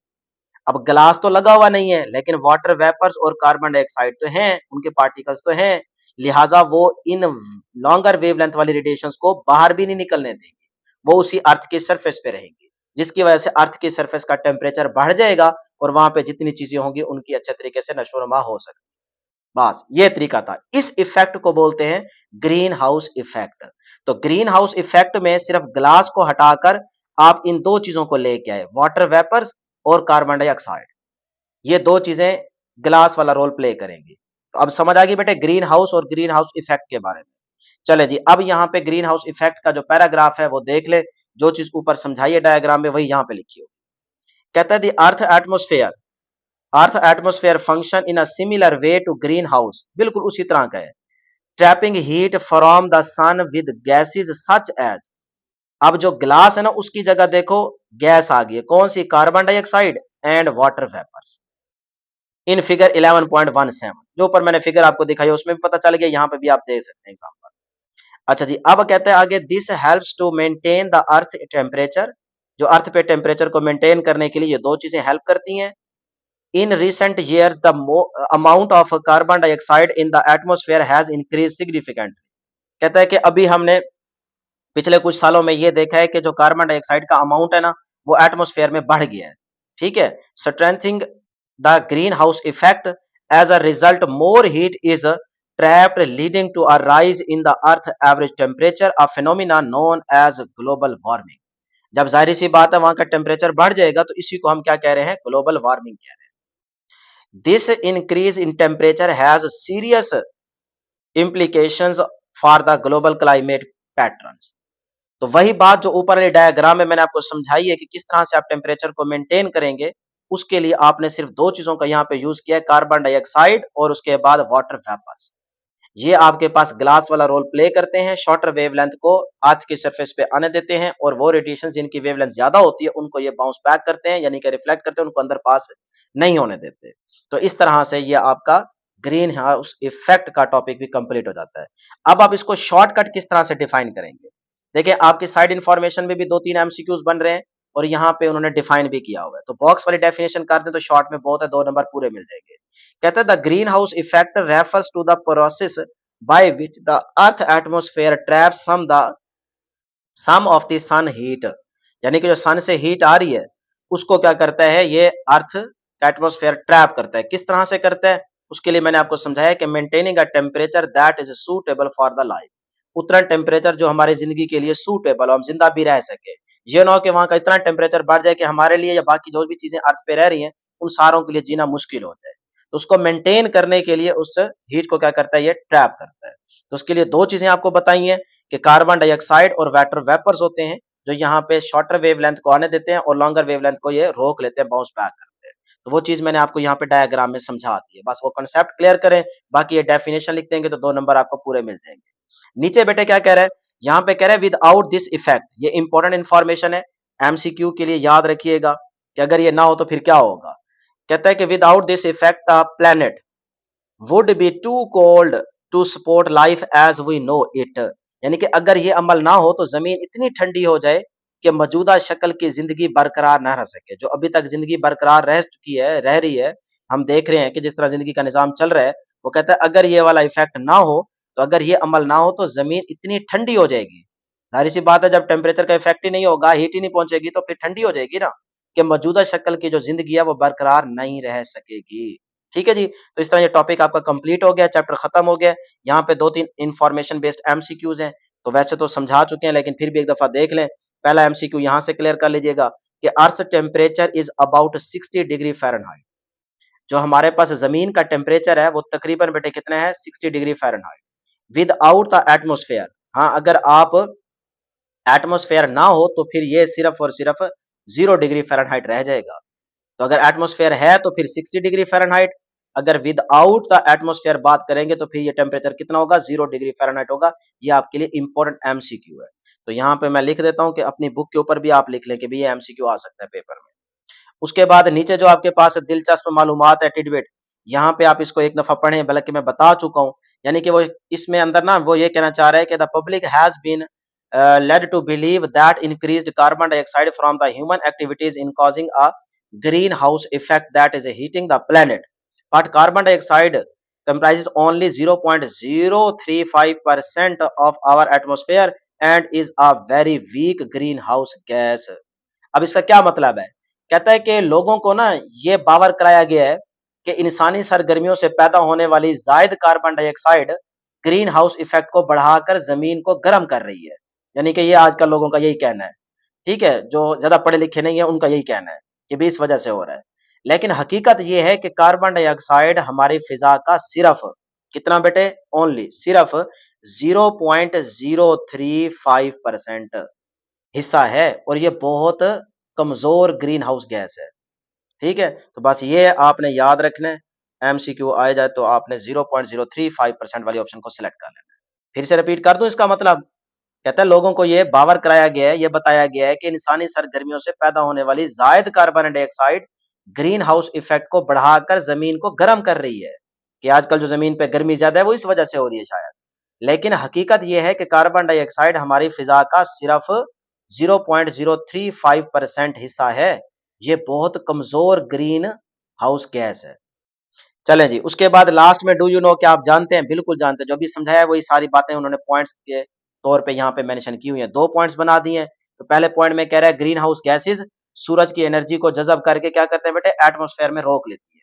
और दूसरे पॉइंट में क्या कह रहा है, अगर ग्रीन हाउस गैस या ग्रीन हाउस इफेक्ट पैदा ना करती तो जमीन इतनी गर्म ना होती कि इंसानी जिंदगी कायम रह सकती। तो वही जो ऊपर मतलब समझाया वो यहाँ पर उन्होंने शॉर्टकट लिख दिया है। तो बहरहाल इस तरह से देखें डियर स्टूडेंट्स, इस पेज के ऊपर भी कोई चीज रह नहीं गई, सारा टॉपिक आपको कवर करा दिए, एक एक लाइन पढ़ के समझाई है। और जो चीजें याद करने वाली है वो दोबारा सुन लें। ये शॉर्ट क्वेश्चन के लिए डेफिनेशन आप तैयार करेंगे, उसके बाद ये अगर ग्रीन हाउस का इफेक्ट ना हो तो उसके बगैर क्या हो सकता है, एमसीक्यू के लिए इंफॉर्मेशन बेस्ड। उसके बाद ये शॉर्ट क्वेश्चन पहला, उसका लॉन्ग अपना उसका जवाब जो है आंसर वो यहाँ से यहाँ तक लिख सकते हो। अगर लॉन्ग आ जाए तो फिर पूरा एक्सप्लेन करेंगे। ये साइड इंफॉर्मेशन में एमसीक्यूज। और उसके बाद ग्रीन हाउस इफेक्ट के लिए आप ये वाला पैराग्राफ करेंगे। तो इस तरह से लॉन्ग आएगा तो आपको पूरा एक्सप्लेन करना होगा। लो जी, चैप्टर नंबर 2 भी कंप्लीट हो गया। हमने 2 लेक्चर्स में चैप्टर नंबर 2 से मुराद चैप्टर 11 कंप्लीट किया है। लेक्चर 1 में हमने हाफ चैप्टर कवर किया और लेक्चर 2 के अंदर हमने 11.3 से 11.4 तक ये टॉपिक्स कवर किए हैं। तो इस तरह से आपका चैप्टर कंप्लीट हो गया है। नेक्स्ट वीडियो में इंशाल्लाह इसकी exercise, MCQs, short, numerical, constructed response questions वो कवर करेंगे। अल्लाह हाफिज।